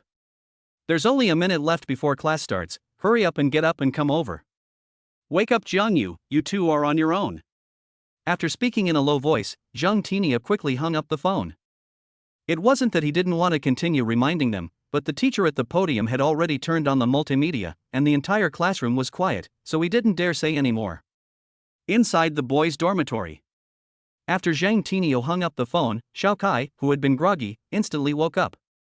Shit! Class is in session. Jiang Yu, get up quickly, you're late. The voice was loud, and in 10 seconds he got dressed and jumped straight off the top bunk. Startled by Xiao Kai's voice, Jiang Yu also hurriedly got dressed. In less than 2 minutes, the two of them had already dashed out of the dormitory. In the classroom, Gu Feng and Zhang Tinyu, who had finished making their phone call, were sitting there, watching as the teacher took out the attendance book. Tinyu, answer for Xiao Kai later, and I'll answer for Jiang Yu. Open the back door a little. Okay. Following Gu Feng's instructions, Zhang Tinyu crouched down and slowly opened the back door a crack. After a lot of fuss, he took out the roll call book and started calling the roll in order. It was Zhang Tinyu's first time helping with roll call, and he couldn't help but feel nervous inside. In contrast, Gu Feng looked calm, occasionally glancing back at the back door. If Jiang Yu and Xiao Kai had come earlier, they wouldn't have had to help. The roll call was quick, and it looked like Jiang Yu and Xiao Kai were about to be called. Just as Zhang Tinyu and Gu Feng were about to stand up to answer, two figures suddenly burst through the back door. Taking advantage of the teacher's inattention, they sat down in the chairs, both of them red in the face. Jiang Yu. Present. Xiao Kai. Present. Ahem. Classmate, what's wrong? After answering the roll call, Xiao Kai coughed and gasped, looking as if he was about to collapse. No, it's nothing, teacher. I was so excited that I choked on my saliva. Ha ha ha ha. His loud explanation drew a loud laugh from the class, and even the teacher holding the attendance book couldn't help but laugh along. Too much saliva, I'll remember that, I'll let you answer a few more questions later. That way you won't choke again next time. Let's continue the roll call. The teacher stood at the podium joking around, but Xiao Kai had an expression like he'd eaten shit. Xiao Kai, I thought you set the alarm. What's going on? Is your phone broken? The teacher continued to call the roll, and Zhang Tinyu asked in a small voice full of confusion. Phew. It's not Jiang Yu's fault. The alarm went off, and he turned it off again so he could sleep a little longer. Who knew, he slept right through until now. He didn't brush his teeth, wash his face, and ran all the way in his clothes. Xiao Kai explained angrily, while Jiang Yu, sitting on the other side of Zhang Tinyu, giggled heartlessly. Without thinking too much, the teacher began the class after calling the roll. In the middle, he deliberately called on Xiao Kai to ask him a few questions. Fortunately, he had been listening carefully, and his answers were generally quite good. Class, that's it for this morning's lesson. I remember you don't have class this afternoon. This afternoon, there's a public class by Professor Hua, so if you're interested, you can go and listen. I can tell you, Professor Hua's public classes aren't for everyone. Teacher, who is better, you or Professor Hua? The two girls in the front row asked in a joking manner while the teacher was tidying up her computer. The teacher, who was naturally witty and humorous, pretended to think about it for a while after hearing this. Well, I definitely won't admit that I'm weak. But I'll tell you one thing, I'll be listening to the lecture this afternoon too. If we're both in the same room, we'll see you there. Class dismissed. After happily finishing, he carried his computer and walked out of the classroom. Seeing the teacher leave, the students also got up one after the other. What do you say? shall we go back to the dormitory together? It's just 10 o'clock, it's still early for lunch. Let's go back first, we need to wash up and change clothes. Let's go back together. Gu Feng gave a smile to Gu Feng and Zhang Tinio walked out of the classroom from the back door with great enthusiasm. What's wrong with Tinio? Why does he feel like he's won 5 million yuan just by having breakfast with his girlfriend this morning? Chapter 164, No One Bullies Me. What? Haha, it's not like I won 5 million. Following the large group of students leaving the classroom after class, Zhang Tinio turned his head and fixed his gaze on Gu Feng. Unsure of what was going on, Zhang Yu and Xiao Kai took a step back and came together to stand next to Gu Feng. Gu Feng? What do you mean, Tinio? You didn't win the 5 million lottery, did you? One hand rested on Gu Feng's left shoulder, while the other supported his chin, giving him a thoughtful appearance. More or less? More or less? Gu Feng, what do you mean? You didn't really win the lottery, did you? Zhang Yu's eyes were full of expectation, and she subconsciously stopped in her tracks. She had planned to tell the two of them when they got to the dormitory, but in the current situation, it seemed that she had to tell them now. I have something to tell you. But before I tell you, there's a premise, so don't get too excited. He gave them a heads up in advance, so that they wouldn't get too excited and start shouting, attracting the attention of too many people. Why make it so mysterious? We're not excited, just tell us. Two pairs of suspicious eyes stared at Gu Feng, and in the anticipation of Zhang Yu and Xiao Kai, Gu Feng slowly spoke. I'm getting engaged, on the 17th of this month. It's in the imperial capital, so I'm telling you in advance. When the words fell, the scene in their fantasies did not happen. Zhang Yu and Xiao Kai both laughed, and then they shook their heads together. I thought you were going to say something. Gu Feng, we are not 3-year-olds, do you really think we believe you? One after the other, their smiles showed their disbelief. I'm not lying to you, this month on the 16th, come with me to the imperial capital early. After saying this, he ignored whether Zhang Yu and Xiao Kai believed him or not, and went straight to the boys' dormitory. Although she didn't believe it at all, Zhang Yu, who couldn't make up her mind and couldn't help but believe what Gu Feng said, took big strides to Zhang Tinio's side. Tinio, is it true that Gu Feng wants to get engaged? Of course it's true. He wouldn't joke about something like that if he wasn't bored. The person he's getting engaged to is Miss Su. Ha ha ha. He laughed a few times, patted Zhang Yu's back hard, and Zhang Tinio left with Gu Feng. Oh my god. Gu Feng is really going to get engaged. Xiao Kai, are you sure I'm not dreaming? After subconsciously pinching his own cheeks and feeling a clear pain, Zhang Yu realized that he wasn't dreaming. Damn it. What are you still doing here? Hurry up and go after him and ask him what's going on. I haven't even found a girlfriend yet, and this kid Gu Feng is already getting engaged. And he's getting engaged to Miss Su, where is the justice in the world? He pounded his chest, wailed, and quickly left, followed closely by Zhang Yu. Just as Gu Feng told Xiao Kai and the others about the engagement, in the girls' dormitory, Su Liuli sat upright in front of the computer desk, with a laptop in front of her. It's no wonder she's amazing. If you hadn't come back, I wouldn't know what to do. Dong Jiajia leaned over behind Su Liuli. She was wearing sexy lace pajamas, and after she got down on all fours, her front was even more revealing. It's not like you can't do it, you're just lazy. She lifted her hand and closed the laptop, and Su Liuli turned around. Hey! Jiajia, can you wear normal clothes? This is too exaggerated. She slowly got up, and Su Liuli tried to lean against her bed. Dong Jiajia's attire was simply too eye-catching. Ha, Liuli, you still don't know Jiajia, she's doing it on purpose. Knowing that you were coming back, she specifically changed into these pajamas. Sitting on her bed, Wang Mani explained happily, with her long, slender legs spread out. Lu Xiaoyu, on the other side, sat on the bed and laughed all over after hearing these words. Mani! Didn't we agree not to tell? If I can't bully Luli, then I'll have to bully you. She gave Wang Mani a seductive wink and held up 5 fingers in front of her face. Seeing that things were not looking good, Wang Mani quickly admitted her mistake. Jiajia, I was wrong. Spare my life. She folded her hands together and adopted the most sincere attitude possible. Jiajia, what are you thinking about all the time? Hey, I'm just joking. But then again, if I were a guy, Liuli would be my dream goddess. Not only is her face beautiful, but she is also full of wisdom and gentleness, which makes people yearn for her. Leaning back 45 degrees, while speaking, she deliberately showed an expression of enjoyment, which made Su Liuli can't help but shiver. Hey! Judge, this is in our dormitory. If someone outside hears you say this, they might even suspect your sexual orientation. Liuli, for safety's sake, you'd better stay away from this little girl. Money, get out of here. You're the one with a problem. She just likes to joke around. Okay, let's get serious. Luli, you suddenly came back to the dorm, did you miss us? Pull up a chair and sit down, Dong Jia asked with a happy face. Facing her roommate's inquiry, Su Luli immediately nodded.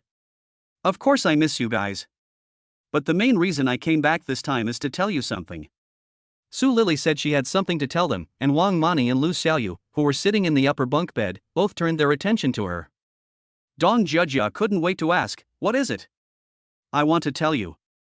She clasped her hands together, nervously placed them in front of her, avoided eye contact, and her face flushed. This scene made Wang Mani and the others anxious. Lily, why are you so nervous? Did someone bully you? Did Gu Feng bully you? Seeing Su Liuli so nervous and apprehensive, Wang Mani subconsciously thought that Su Liuli had been bullied, and the first person she thought of was Gu Feng. What? Gu Feng bullied Liuli. She suddenly sat up in alarm, and Dong Jia came to Su Liuli's side, her fists clenched. No, no one has bullied me. She quickly waved her hands to explain, and Su Liuli looked up blankly, her petite and delicate face like a piece of exquisite porcelain. Actually, I want to say that I'm getting engaged, and the date is the 17th of this month. With a resolute heart, she closed her eyes and told Wang Mani and the others the news of her engagement. Hearing Su Liuli's words, Wang Mani and Lu Xiaoyu got out of bed in perfect unison, while Dong Jia had long since turned to stone. Liuli, are you serious? Are you really getting engaged? I can't believe it. Wang Mani mustered up the courage to ask for confirmation once again. Is it with Gu Feng? Yes. Su Liuli nodded slightly. Oh my god. Congratulations, Liuli. Wait, it's the 17th of this month, doesn't that mean there aren't many days left? Liuli, you're actually getting engaged, how do I feel like I'm dreaming? Dong Jia muttered to herself, while Lu Xiaoyu and Wang Mani's faces were filled with happy smiles. Having lived in the same dormitory for 4 years, they never expected that the first one to get engaged would be Su Liuli. Chapter 165, Great Auntie, how long have you been pregnant? Liuli, have you both met the parents? Nonsense, of course they have, otherwise how could they be engaged? But then again, why are they in such a hurry to get engaged? The three of them spoke one after the other, and as they talked, they couldn't help but look at Su Liuli's stomach at the same time. The plot of the TV series kept flashing through her mind, and Dong Jia swallowed hard and raised her hand, trembling. Su Liuli, you're not pregnant, are you? When she mentioned pregnancy, the three of them couldn't help but widen their eyes. Su Liuli blushed when she was asked by Dong Jia, and tried hard to explain, but there was no way to hide the fact that she was pregnant. After a long pause, she couldn't come up with an answer. Ruri, this can't be true, can it? You're really pregnant. The three of them knew exactly what kind of person Ruri was after living together for so many years. If she wasn't pregnant, she definitely wouldn't have reacted like that. Manny, Jia, Xiaoyu, I didn't want to hide it from you, I just didn't know how to tell you. So she is really pregnant. Oh my god, Ruri, why didn't you tell us earlier? Auntie, how long have you been pregnant? How are you feeling? I'll go get you a glass of water. Too busy to know what to do, Dong Jia could only turn around and grab the kettle to pour a cup of hot water for Su Liuli. It hasn't been long, and I feel fine, not a problem at all. That's good. Hey, so are we going to be aunties? Aunties, hey, Jia, Xiaoyu, are you happy? You're going to be aunties soon. Wang Mani stood there giggling, and Lu Xiaoyu and Dong Jia, who was carrying the glass of water, quickly agreed. It was all thanks to Liuli. If it wasn't for Liuli's hard work, none of us would have become aunts. Liuli, do you want to have dinner with us tonight? I'll treat, okay? It was hard to come back once, and with her impending engagement and pregnancy, these were two very celebratory events. I think I can make it. But I need to make a phone call first. Yes, call, and invite Gu Feng along. The more the merrier. Su Liuli wanted to make a phone call, and Wang Mani immediately said that she would ask Gu Feng to go with them. Without immediately responding, she took out her phone and dialed Gu Feng's number. At this time, Gu Feng had already returned to the dormitory and was facing the endless curiosity of Xiao Kai and Jiang Yu. I said, "Guys, you've asked so many questions, why are your mouths dry? Why don't you drink some water first? It's even more terrifying than a census." Gu Feng covered his face with his hands. He had returned quite refreshed, but after being questioned by several people in a row, his head was now full of mush and he had no idea how to answer. Not to mention, can you tell us how Su Shue's grandfather agreed? He abducted someone's granddaughter while she was still in school, and the old man didn't even beat you up. Jiang Yu looked like she wasn't going to let up, and Gu Feng didn't bother to respond. Just then, the phone rang. When he picked up the phone, he saw that it was Su Luoli calling, so Gu Feng pressed the answer button immediately. "Hello? Are you busy?" The phone came a clear, melodious voice like a bronze bell. "No, I'm not busy. Oh, Man and I said that we should go out for dinner tonight, to have some fun together." "Dinner? Sure, no problem, I'll get ready, you bring your roommates, I'll bring mine, we'll all go out for dinner together. I was thinking of taking Jiang Yu and a few others out to dinner tonight, but now that we're all going to be together, it'll be even more fun." Upon hearing this, Su Liuli didn't immediately agree, but instead turned to ask Wang Mani and the others for their opinions. "Liuli, I have no problem with everyone eating together, but I'm just not sure if it's a good idea to let Gu Feng treat us." "It's okay, it's just dinner." Wang Mani and the others have no problem with it, so Su Liuli quickly responded to Gu Feng, agreeing on a time over the phone to meet at the school gate at 5 p.m. After hanging up, Gu Feng put the phone aside. "We're going out for dinner tonight, and there are also a few of Su Luli's roommates. Is that okay with you guys?" "Of course it's okay. By the way, treating people to dinner costs a lot of money. Do you want us to chip in?" Jiang Yu was joking on the surface, but what she said was actually the truth. "Stop. I really don't need to. I still have the money to treat people to dinner. I'll find a restaurant for lunch and dinner," Gu Feng said with a wave of his hand. Gu Feng had already said that, so Jiang Yu and the others didn't think much about it and quickly agreed. After having lunch in the school cafeteria, at 2 p.m., it was time for the open class. Gu Feng and Xiao Kai and the others went straight to the classroom where their grandmother was teaching. As students of the School of Finance, they had to come no matter what. They had to cherish such a good learning opportunity. At 1:50 p.m., they slowly arrived outside the lecture theater where the class was being held. "What's going on? What are they doing? There are only 10 minutes left before class starts, why aren't they going in?" There were only 10 minutes left before class started, and the hallway was packed with people, as far as the eye could see. "Excuse me, classmate, what's going on up ahead?" I asked a random finance school student, and after some investigation, I learned that these people were all here for class. The entire finance school of Fuxing University, with the exception of the major classes, had gathered here. What's more, there were also students from other schools in the classroom, and it was full even before lunch. Damn it! It seems that this class is not going to happen. There was nothing they could do. Under the current circumstances, unless they knew the secret art of teleportation, there was no way they could get past. Even if they could, they still wouldn't be able to get into the classroom. Let's go back first. For a lecture of this scale, the administrator of the lecture hall should have recorded it, so we'll have to ask for a playback. That's all there is to it. They came to class in high spirits, but in the end they didn't even get in the classroom door. Helpless, the four of them had to return to the dormitory. Back in the dormitory, Gu Feng took out his phone. "I'm going to the bathroom." When he arrived in the bathroom, he immediately dialed Annie's phone number. The Narada Grand Hotel, where he took his staff last time, was not bad, so he happened to take Jiang Yu and the others there again this time.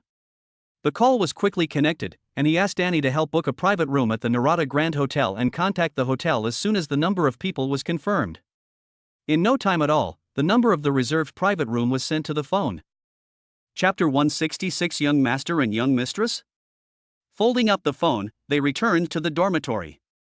Since they had not attended the afternoon's open class, the few of them could only chat in the dormitory, chatting from elementary school to junior high school, and from junior high school to high school. As they watched, they were about to chat about graduating from university when Gu Feng's phone rang with an extremely untimely text message tone. The text message from Su Luli roughly meant that the course had ended and she had already accompanied her grandmother home. "Oh, yes, I forgot one thing. Tainyo, you should also invite your girlfriend. I was so engrossed in chatting that I forgot about this." No, Juning is having dinner with her roommates, so it's better not to invite her. He laughed sheepishly and shook his head. After all, it was Gu Feng who was treating, and it was indeed not very nice of him to ask his girlfriend to come along. Just invite her, everyone knows each other, you're not embarrassed, are you? Ha ha ha ha. Since he asked, it was a sincere invitation. For Zhang Tinyu and the others, they had only been friends for a few months, but for Gu Feng, it had been for several years. Tinyu, since Gu Feng has already said so, just invite her. We haven't been formally introduced yet, this is a good opportunity.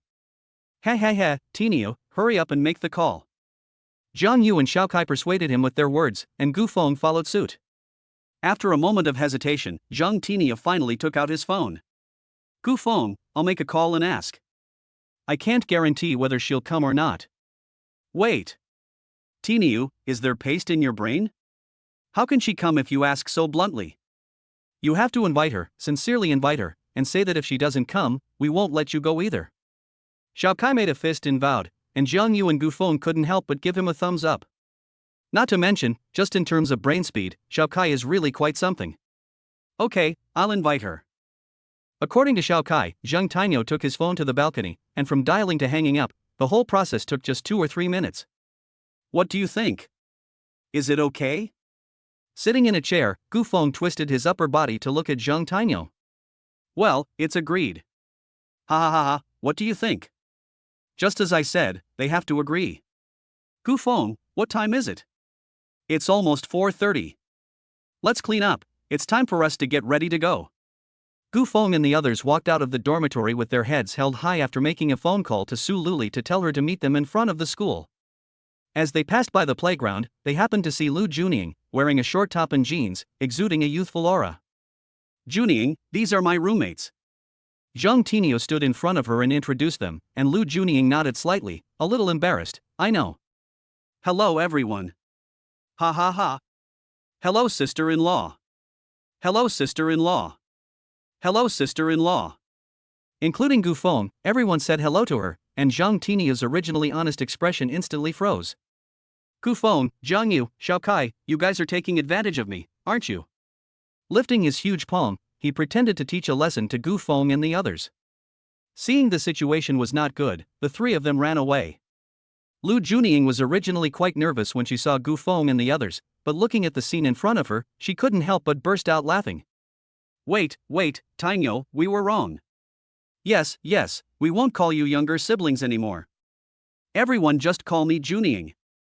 Okay, Junying, I'm Zhang Yu, he's Xiao Kai, and he's Gu Feng. We've all met before. Zhang Yu cheerfully introduced himself, and didn't forget to bring along Gu Feng and Xiao Kai. Okay, it's getting late, let's hurry to the school gate. I think Liuli and the others should be here soon. Okay. Xiao Kai, Zhang Yu, and Gu Feng walked in front, followed by Zhang Tinyu and Lu Junying. In about 10 minutes, they arrived at the school gate. It is worth noting that they did not see Su Liuli and the others here. Wait a minute. Okay. They agreed on the phone to meet here, and if there are no unexpected circumstances, Su Liuli and the others are rushing over here. Sure enough, 5 minutes later, 4 beautiful figures appeared in the distance. The girl walking in the middle was wearing a light blue top and sports shoes. Her 2 slender legs, combined with her stunning face, attracted the attention of many people around her as she walked along. She walked slowly up to Gu Feng and the others, and Su Liuli's face turned slightly red. Have you changed your clothes? You weren't wearing this when you left this morning. Well, I changed my clothes because we were going out for dinner. Hey, Junying, how are you? Her beautiful eyes scanned over Gu Feng and the others, and finally settled on Lu Junying, who was standing next to Zhang Tinyu. Facing Su again, Lu Junying was still a little nervous inside, and her hands clasped together. Hello, Su Xuejie. Right, let me introduce you. This is Junying, my friend, Junying, these are my 3 roommates. Ignoring Gu Feng and the others, Su first introduced her roommates and Lu Junying. Hello, seniors. Junying, you don't need to call us seniors, it's not at all cordial. My name is Wang Mani, you can just call me Mani. Yes, my name is Dong Jieja, just call me Jieja. I'm Lu Xiaoyu, just call me Xiaoyu, you and I both have the surname Lu. It's been said that 3 women make a play, but now there are 5 women, including Su Liuli. After the introductions were over, they started chatting. The more they talked, the more heated things got, and in the end, only Gu Feng could step forward to interrupt them. Let's go, we'll go out and take a taxi. Wang Mani and Dong Jieji stayed by Su Liuli's side, while Lu Xiaoyu followed the three closely behind them. Judging from the way they were standing, they looked like female bodyguards. As they walked out of the school gate, Jiang Yu and Xiao Kai were about to hail a taxi on the roadside when suddenly three men in suits came walking towards them. They were well dressed, wearing white gloves, and one walked in front of the other two, giving off an imposing air. What is this? Young master, young mistress, please get in the car. Wang Chang, accompanied by two bodyguards, nodded lightly at Gu Feng and Su Liuli, then raised his hand to indicate the three brand new Rolls-Royces in the distance. Following Wang Chang's gesture, everyone looked to the side and, upon seeing the little golden people standing on the vehicles, everyone was dumbfounded. Rolls-Royces. Young master and young mistress? Fearful eyes shifted from Gu Feng to Su Liuli, and Jiang Yu was already mesmerized. A few months ago, Gu Feng came to school with a plastic bag. He thought the other person's family was in a difficult situation, but he never imagined that they were so rich. Liuli, you're kidding, right? I feel like I've entered a movie set. Wang Mani's words left Su Liuli a little unsure of how to respond. She had prepared quite a bit that afternoon, but she had forgotten about Wang Chang's bodyguards. That Mani, I can't explain it clearly for a while. It's not easy to get a taxi at this time of day. Why don't we get in the car first? Instead of standing here like an idiot, it's better to get in the car first. We can talk about what exactly you want to ask and who you want to ask about it in the car. Young madam, please wait a moment, we'll bring the car around. Wang Chang turned around and led the two chauffeurs to drive the car in front of the group of people. A Rolls-Royce can seat 3 people, so it's just right for 9 people. Chapter 167, is this too much? You don't usually see luxury cars of this class, and now they're suddenly going to let them ride in one. Jiang Yu and Zhang Tiniu were stunned and didn't dare to move. Tiniu, what are you doing? Get your girlfriend in the car first. Jiang Yu, you sit in the passenger seat. Jiang Yu was instructed to sit in the passenger seat, and Zhang Tiniu and Lu Junying were told to sit in the back. Su Luli arranged Lu Xiaoyu and Dong Jieji in the back of the first car, and she took Wang Mani and got into the middle car. We'll each take the passenger seat. She patted Xiao Kai on the back, but he looked confused and obviously still in shock. Gu Feng's words were followed, and under Wang Chang's guidance, they took their seats in the front passenger seats of the cars in front. Once everyone was in place, Gu Feng gave the address of the Narada Grand Hotel, and Wang Chang started the cars and slowly set off towards their destination. On the way, Su Luli, sitting in the back, felt at peace, while Wang Mani, on the other hand, was bursting with curiosity. She looked left and right in the car, staring at the starry ceiling, her eyes full of excitement. Half an hour later, the cars pulled up steadily outside the Narada Grand Hotel. When the car was parked, the 4 greeters standing at the door, seeing that 3 Rolls-Royces had come together in perfect order, hurriedly walked up to greet them. Hello, welcome. How many are you, sir? The greeters, dressed in red cheongsams, provided warm service, which made Jiang Yu and the others feel embarrassed. When we were at school, we ate at school, and even when we went out to eat, we went to some small roadside restaurants, so where have we been to a place like this before? Hello, we are a total of 9. We have a reservation. Oh, yes, sir, how many are you? This way please. Gu Feng spoke, and the others instantly understood who was the protagonist. After hearing that there was a reservation, they took Gu Feng and the others into the restaurant at the first opportunity. Wow! Liuli, this place is so luxurious. Is this a place to eat? I've only seen this kind of dining environment on TV. Wang Mani and Lu Xiaoyu took Su Liuli's arm. The shock of the Rolls-Royce had not yet worn off, and now they had arrived at such an upscale restaurant. Liuli, a meal here must cost a lot of money, right? There are so many of us, will it be too much of a waste? In Wang Mani's impression, a meal at a restaurant of this caliber would cost at least more than 1,000. Moreover, there are so many of them, and they would have to spend a few thousand just casually eating. It's okay, we're here already, just enjoy our meal. Wang Mani gave her a reassuring look. At this time, Gu Feng had already arrived at the front desk. After telling the reservation and phone number, the waiter led a few people to the inside of the restaurant. 1 minute later, they arrived at the private room, picked up a few menus, and asked the waiter to bring some pots of tea. Feel free to order whatever you like. Flipping through the menu and looking at the various cuisines inside, Jiang Yu and the others couldn't help but open their mouths wide. A set of roast duck, More than 800? Garlic choy sum, 99. Gu Feng, you order? After looking through the menu a few times, he discovered that the cheapest dishes cost tens or hundreds of dollars, and the prices of slightly more expensive dishes are also in the hundreds. At the end of the menu is a seafood sashimi dish that costs more than 3,000 yuan. It's just so expensive. I'll order a few dishes first, and you guys order the rest. Taking the menu from in front of Jiang Yu and the others, he estimated that if he didn't order, the others wouldn't feel comfortable either. Let's have some seafood sashimi. I've never had it before, so I'd like to try it. But, Lioli, you can't eat it. While ordering, he whispered in Su Lioli's ear. Even if he didn't say it, Su Lioli knew that at this stage, she should be cautious about touching seafood, let alone seafood sashimi. One more order of roast duck, 1 order of squab, and, 9 orders of Buddha jumps over the wall. A few simple dishes, and the price directly broke the 10,000 yuan mark. 1 Buddha jumps over the wall was 600 yuan, and a total of 9 were ordered, plus more than 3,000 yuan worth of sashimi, as well as roast duck and squab. This way of ordering food left Jiang Yu and the others speechless. Even Wang Mani and Dong Jia couldn't help but swallow. With Gu Feng taking the lead, Xiao Kai and the others naturally knew what to order next. They picked up the menu, each ordered 1 dish, and then, at Gu Feng's signal, Wang Man and I and the others ordered a few more dishes before handing the menu back to the waiter. Lioli, you're pregnant now, what about the internship? The instructor said that you need an internship certificate to get your diploma. Dong Jiajia's tone was gentle, slightly worried. Pregnant? Lioli, you told them? Gu Feng was slightly surprised. He thought that Su Lioli had only told a few people about the engagement banquet, but he didn't expect her to even mention the pregnancy. I didn't say it on my own initiative, they guessed it themselves. A faint glow appeared on her cheeks, and her eyes were full of helplessness. Dong Jiajia and the others have never had enough brains, but I didn't expect them to be clever this time. Hey, idol dramas are not chased in vain. Lioli said that you are about to get engaged, and we immediately suspected that she was pregnant. Isn't that right, Man and I? Aojiao spoke, looking at Wang Man and I in passing. Yes. But then again, Luli, what about the internship certificate?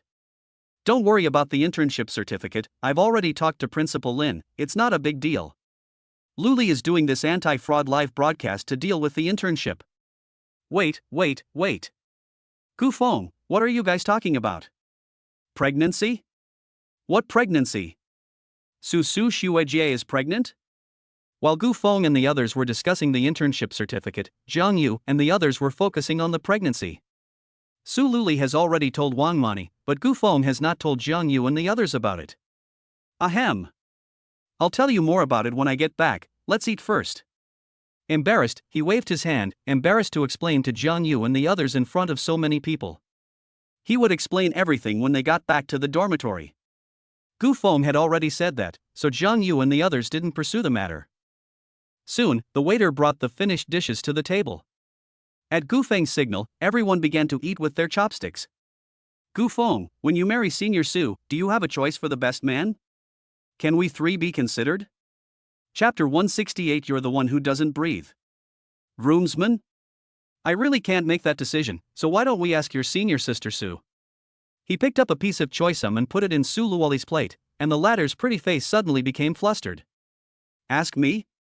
I, with big, watery eyes, looked at Gu Feng and saw that he was eating his food with a smile on his face. Senior sister, the 3 of us have strength, and if we're made groomsmen, we can definitely help a lot. Yes, we can be of great help. Xiao Kai patted Zhang Tiniu's broad shoulders. Senior, you look fit, you can carry buckets of water up 5 floors without even breathing heavily. Puff. Ha ha ha ha. Xiao Kai's remark about not even breathing heavily instantly made everyone break their guard, and even Lu Junying, who was sitting next to Zhang Tiniu, couldn't help but turn her head to the side. Get out of here, Xiao Kai, you're the one who doesn't breathe heavily. I was just exaggerating a bit. With her features as picturesque as a painting, dignified and beautiful, Su Luli heard this and casually put down the chopsticks in her hand. Okay, then the best man is settled, you 3. As for the bridesmaids. She looked at Wang Mani and the others, and even if Su Luli didn't say anything, they would have volunteered. We'll take care of the bridesmaids. How many do you need?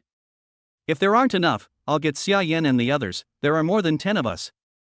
Junying, you'll be a bridesmaid with us too. Great. Wang Mani gave her word, and Lu Junying, who was by Zhang Tinia's side, nodded without hesitation. Normally, there should be an even number of bridesmaids, 2 when there are few, and 8 or 10 when there are many. I don't really know how many bridesmaids are needed. We'll talk about it when the time comes. I've found the bridesmaids, but there aren't enough groomsmen. I'm sorry to trouble you, but could you find a few more? Her tone was gentle, her mouth slightly upturned, and there was a hint of mischief in her eyes. Well. His expression was strange. When it came to the best man, apart from Xiao Kai and a few others, he really didn't know who else to ask. I'll try my best. Let's eat first, the food will get cold. Changing the subject, he signaled Su Luli and the others to hurry up and eat. While Gu Feng and the others were eating, in the office of the chairman of the Daidu Kyushu group, staring at the 2 investigation reports in front of him, Song Huilan's face was ugly and her expression was very solemn. Xiaoyu, are you sure these are the results of the investigation carried out over the past 2 days? The first investigation report was already enough to make her pay attention, and after reading the second investigation report just delivered, Song Huilan was completely shaken. If the investigation reports are true, it will definitely be a super earthquake for the Kyushu Group's overseas market. Chairman, before President Bai was in office, he raised many questions. We also sent someone to discreetly investigate a while ago. Judging from the evidence submitted, there should be no problems with either of these 2 investigation reports. Wang Xiaoya said should be with her lips, but Song Huilang knew very well that she would never have said that if she wasn't 100% sure. Phew. When will the investigation team be back? We don't know yet. What? You don't know when they'll be back? If they haven't told you when they'll be back, that means they still have more investigation to do. If they've already got results like this after a day or 2, if they continue investigating, the whole overseas market will have to be reshuffled. For Kyushu Group, that would be a huge loss. Song Huilan sat in a chair, holding a pen in her hand, weighing up the pros and cons. Wang Xiaoye stood not far from the desk. Seeing this, she hesitated for a moment before speaking carefully. Chairman, there's something I'm not sure whether to say or not. Huh? If it's something you should say, what's there to be afraid of? Just say it. I have been by your side for many years, and since you took over the group, there have been frequent problems with overseas business. President Bai has repeatedly reminded you that you need to cut the Gordian knot. If you don't completely remove the tentacles of certain senior group members overseas, dealing with more small fry will not solve the problem. I think you should consider it. Her voice was very quiet, but the meaning of her words was very clear. Song Huilan was silent for a long time after hearing this. Xiao Ye Wan was right.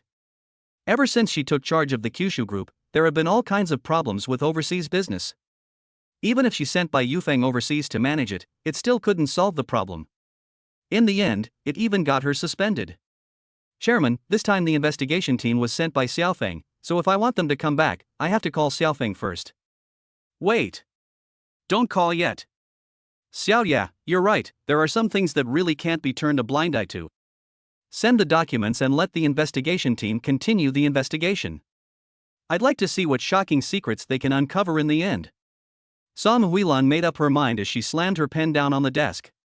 Yes, Chairman, I'll get right on it. After she gave her reply, Wang Xiaoye quickly walked out of the office. Chen Zhengyang, who was far away in the Middle East, called Gu Feng to report the first thing after receiving the documents sent by Kyushu Group. Dinner was about to end when Gu Feng received a call from Chen Zhengyang. After learning about the documents sent by Kyushu Group, Gu Feng couldn't help but smile at the corner of his mouth. The fact that such a document could be issued clearly showed that his mother was prepared to pursue this matter to the end. President Chen, follow the plan I gave you and collect all the evidence as soon as possible. Understood, President Gu. Hearing this, Chen Zhengyang suddenly let his heart drop into his stomach.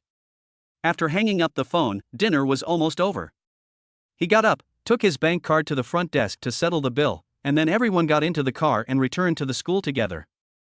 After seeing Wang Mani, Jiang Yu, and the others back to school, and watching them walk into the school gates, Gu Feng and Su Luli turned around and got into the car. Back at the villa, her venerable grandmother was sitting in the living room, lost in thought. Behind the sofa, Sun Mama and Uncle Neil were standing together, and the atmosphere in the living room was slightly tense. Grandma? What's happened? Why are you suddenly so serious? He laughed dryly twice, and led Su Liuli to sit in front of her grandmother. When she saw Gu Feng and Su Liuli, the old lady's displeased expression eased a little. Nothing. Nothing? I don't believe it. Auntie Sun, what do you think is wrong with her? Gu Feng looked up at Auntie Sun, who was standing behind the sofa. Hearing what the young master said, Auntie Sun glanced at the old lady and, after making sure that she didn't react, explained in a low voice. The school hasn't arranged any classes for tomorrow, and the old lady is unhappy about it. What? Grandma, is that what this is about? Not letting you go to class is also for your health. You can't go to class every day. If that were the case, my parents would never have agreed. That's what you say. But Grandma already promised everyone. You can't go back on your word, can you? At the end of class today, she personally promised everyone that she would continue the lessons tomorrow. At her age, if she goes back on her word, how will she ever be able to face the children at school? Gu Feng shook his head helplessly upon hearing this, and Su Liuli, who had risen at the critical moment, came very intimately to her grandmother. Grandma, I have a way to make you keep your word. Why don't we just have another live lesson tomorrow? Chapter 169, Unreasonable. Live broadcast? Yes, why didn't Grandma think of that? Grandma's kind face was full of smiles at the prospect of continuing the class tomorrow. Like a blooming flower, happily taking her granddaughter's hand, Liuli is still clever. Grandma's son, go and notify Fuxing University that they don't need to prepare anything. We'll broadcast the lecture tomorrow afternoon. Madam, is that not a good idea? Madam. Granny Sun was torn between her conflicting emotions. She had promised Madam 2 classes a week, and they had only just started the first one today, and tomorrow would be the live broadcast. If the imperial capital knew about this, they would really have no way to explain themselves. I told Huilan that we would have 2 offline classes a week, but this is a live broadcast, which is different. Just do as I say. Grandma was so resolute, and Granny Sun didn't dare to continue persuading her, so she could only obediently agree. Liuli, Xiaofeng, have you 2 told your friends about your engagement? Suddenly changing her stern manner, Grandma asked the 2 softly. We told them. We couldn't help but tell them, and they even said they want to be the best man and maid of honor at the wedding. Recalling the looks on Jiang Yu and the others' faces, Gu Feng couldn't help but bitterly smile. That's normal, it shows how much your friends value you. You mustn't be ungrateful. That's right, don't be ungrateful. Sitting gracefully next to her grandmother, Su Liuli's voice was soft and gentle, her demeanor charming, and her bright eyes and white teeth exuding an enchanting aura. Grandma, it's still early tonight, don't you want to teach me how to make tiger head shoes? Holding onto her grandmother's arm, Su Liuli's lips curved up in a soft smile. Oops. Right, I was so angry that I forgot about that. Well, Sun Mama, go and get my things for me. Liuli, how about I teach you to make tiger head shoes tonight and tiger head pillows tomorrow? Yes. The enthusiasm of her grandmother was like a warm current, making Su Liuli's heart feel incredibly soft and warm. Sun Mama was quick and in no time at all had everything on the coffee table. There was quite a lot of stuff. Grandma, let me help you. Sitting on the sofa was boring, so I might as well help. He was very motivated to make tiger head shoes for the baby in his wife's belly. After cutting the fabric, measuring the size, and slowly sewing the thread according to Grandma's instructions, after more than an hour of hard work, a tiger head shoe finally began to take shape. Next, all that was left to do was to sew it up. Xiaofeng, you do it. Liuli and I will make the next one. Sure, I'll do it. With a smile, he took hold of the upper and lower parts of the shoe with both hands, closed his legs and began to stitch the shoe together. He had to admit that this was really hard work and without some strength, it would be difficult to complete. Phew! After he had finished stitching the shoe, Grandma and Su Liuli had just finished the other one, so he waited for them to continue stitching. Xiaofeng, you stitched this one too. Our Lily is really clever, she picked up the tiger head shoes really quickly. When Grandma learned how to make them, she had to be taught several times by a tutor. She praised Su Liuli without reservation, and not only did she blush a little, even Gu Feng, who was sitting opposite her sewing away, felt a little embarrassed. After the 2 tiger head shoes had been completely sewn together, they were held up for a close comparison. The elderly lady nodded with satisfaction as she saw that they were the same size. Okay, let's pack up. It's getting late, so you should all go home and get some rest. Oh. Young master, young mistress, you go home and rest, we'll pack up. Nyobo, who had been silent until now, came forward and helped Sun Ma and the other maids clear the coffee table. In a short while, the entire coffee table was cleaned up. After seeing off Grandma, Gu Feng returned to the room with Su Lioli. Time passed quickly, and it was Saturday. The business forum would begin at 3 p.m. Early in the morning, Gu Feng received a call from Annie, roughly meaning for him to go to Yunding Technology. Lioli, do you want to go out with me? After breakfast, before leaving the house, Gu Feng leaned close to Su Lioli's ear and whispered. Today is Saturday, and he was worried that Su Lioli would be bored at home with her grandmother, so he took the initiative to ask if the other person wanted to go out with him. Dressed in a bright yellow, elegant long dress, with her black hair draped over one side like a waterfall, and a white, short-sleeved top on the upper half of her body, her eyes were like twin pools of water, looking at Gu Feng. What's wrong? You want to go? Su Lioli didn't say anything, but from her hesitant expression, it was clear that she really wanted to go. Will it affect your work if I go? No. Then, Grandma. Girl, if you want to go with Xiaofeng, just go. But I'll tell you what, you have to bring a few people with you, or Grandma won't feel at ease. Grandma, who was sitting on the sofa drinking tea, suddenly spoke, and Su Lioli and Gu Feng were both taken aback. They were at least 7 or 8 meters away from Grandma, and yet she could hear them clearly even though they were whispering. Grandma, you have really good hearing, you can hear that. He gave the old lady a thumbs up. At such a distance, even he himself might not be able to hear clearly. Rascal, are you praising Grandma? If you have to go, hurry up and go, take care of Lioli, if she gets hurt in any way, I'll make your butt blossom. Gu Feng heard this and quickly smiled apologetically. Don't worry, I promise not to let a single hair on her head get hurt. Lioli, let's go. Well, bye, Grandma. She waved to her grandmother, who smiled kindly and waved back. When they got outside, Wang Chang and the others had been waiting for a while. Gu Feng and Su Lioli got into the car, and Wang Chang took the driver's seat in each of the 3 cars with his 2 bodyguards. Going to Yunding Technology. Are you busy today? Not really. Not really? I heard from Annie that you're going to a business gathering this afternoon? It's not a business gathering, it's a business forum. What's the difference? His skin is pale and smooth, and his eyes are sincere. Oh. Right, what is this business forum about? Solid-state batteries. On the way to Yunding Technology, Su Lioli was like a curious child, asking dozens of questions in a row. After asking so many questions, Gu Feng himself didn't know what to say. It was finally time to go to the Cloud Top Technology building. They wanted to tell Wang Chang and the others to wait downstairs, but they refused. Young master, the orders of the old lady and the young lady are to stay by the young mistress's side. Please don't make things difficult for us. The 3 of them stood in a row, their hands placed in front of them in a manner that showed they would not be swayed.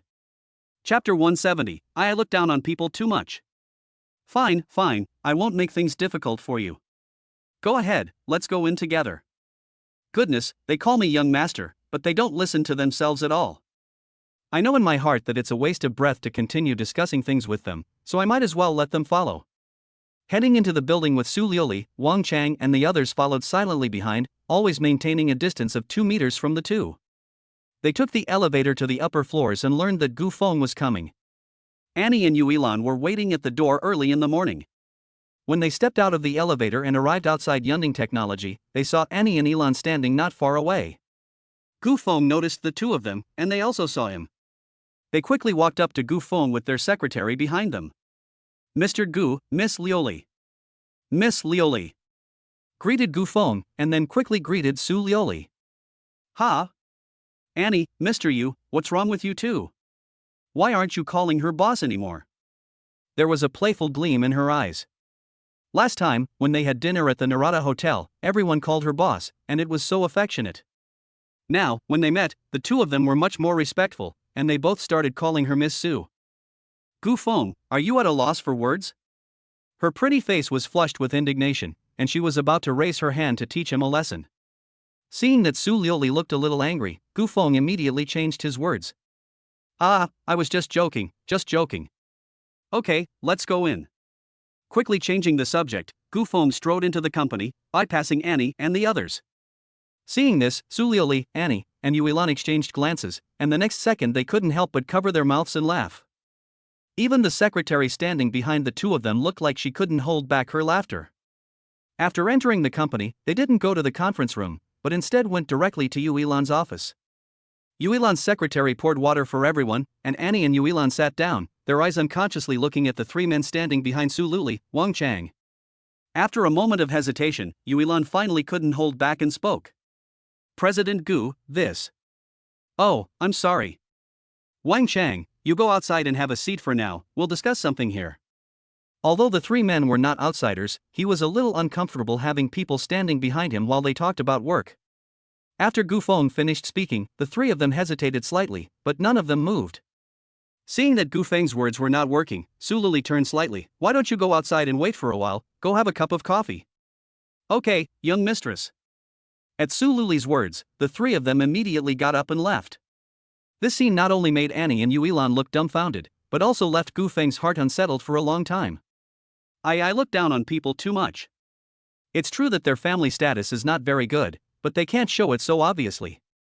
He doesn't care about face. Okay, we're here to discuss work. Yes, let's discuss work. Annie, President Yu, the business forum starts in the afternoon. You asked me to come over now, so there must be something. Tell me, what is it? He chose to be straightforward without beating about the bush. Gu Feng was so happy, and Annie and Yu didn't delay, immediately instructing the secretary to bring over some documents. Mr. Gu, as we discussed before, this business forum is quite large. For this reason, I had someone look it up. These are the profiles of the heavyweight companies that will be attending the forum.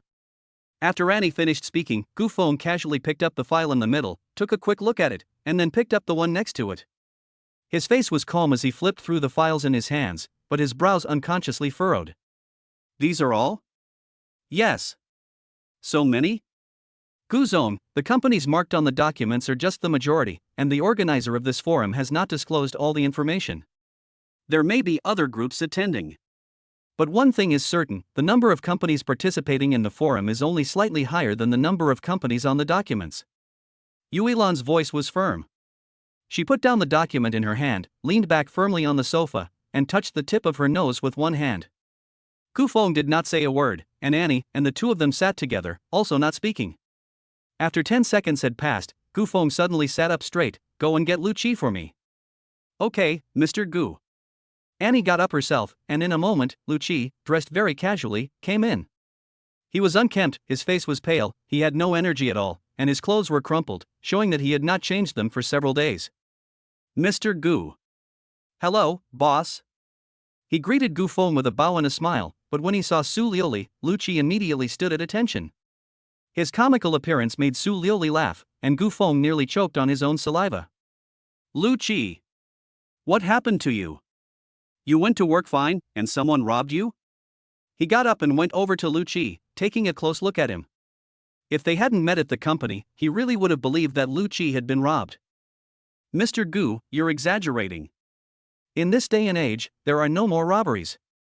Mr. Gu, Manager Lu has been living at the company for a while now, maintaining the pinnacle of competition while developing the world of the sub-universe. Yuilan spoke softly, not deliberately taking credit for Lu Qi, because there was no need to. With the boss's intelligence, after she said so, how could he not think of the reason why Lu Qi was in such a sorry state was all for the company? You. Let me say what a good job you've done. It's not like you can develop such a big game overnight. Sit down first. Accompany me out later, I'll get you some new clothes, and we'll go to the forum together in the afternoon. She led Lu Qi back to the sofa, told him to come over, and in addition to finding out some information, she also wanted to go to the forum with him in the afternoon. This afternoon, Annie and Lu Qi will accompany me. President Yu, you manage the company. Okay, President Gu. Yuilan decisively agreed, completely following Gu Feng's arrangements. Mr. Gu, you asked me to come here, is there anything else? Lu Qi said apologetically, scratching his unkempt hair. Yes. I've already decided that we're going to develop solid-state batteries. This is a new industry, and we don't have much experience in it. Now that we've decided to develop it, we have to prepare in advance. I think we should take some people from your technical department and form a team. This team will work exclusively with the solid-state battery development department. Do you have any objections? Gu Feng, what do you think I can say? I'll do whatever you say. Good. Annie, let's have a meeting right away. They can't discuss it here, they need to coordinate with other departments. I'll have my secretary notify everyone. The meeting will start in 10 minutes. Okay, let's go to the meeting room. While they were talking, Gu Feng stood up. Liuli, wait here for a while. I'll be right back after the meeting. Okay, go ahead. Chapter 171, You brat, shut up. Within 10 minutes, all the middle level and above leaders had gathered in the conference room of Yunding Technology. Sitting in the main seat, he swept the crowd and his gaze fell on the head of finance, Du Jingjing. How much liquid capital does the company have now? Recalling the total, excluding the funds occupied by other projects of the company's liquid capital is about 110 million. 120 million? That's too little. Developing solid batteries is a bottomless pit and a money guzzler for Yunding Technology. With an investment of 120 million, I don't think we'll even see a splash. President Gu, I have an idea. Lu Qi sat next to Annie and suddenly spoke up. Go ahead. Director Du just said that there is 120 million in liquid capital, which I think is enough as the startup capital for the development of solid batteries. The revenue from the upcoming Pinnacle competition, combined with the imminent launch of the subworld, should be enough to fund the research and development of solid batteries.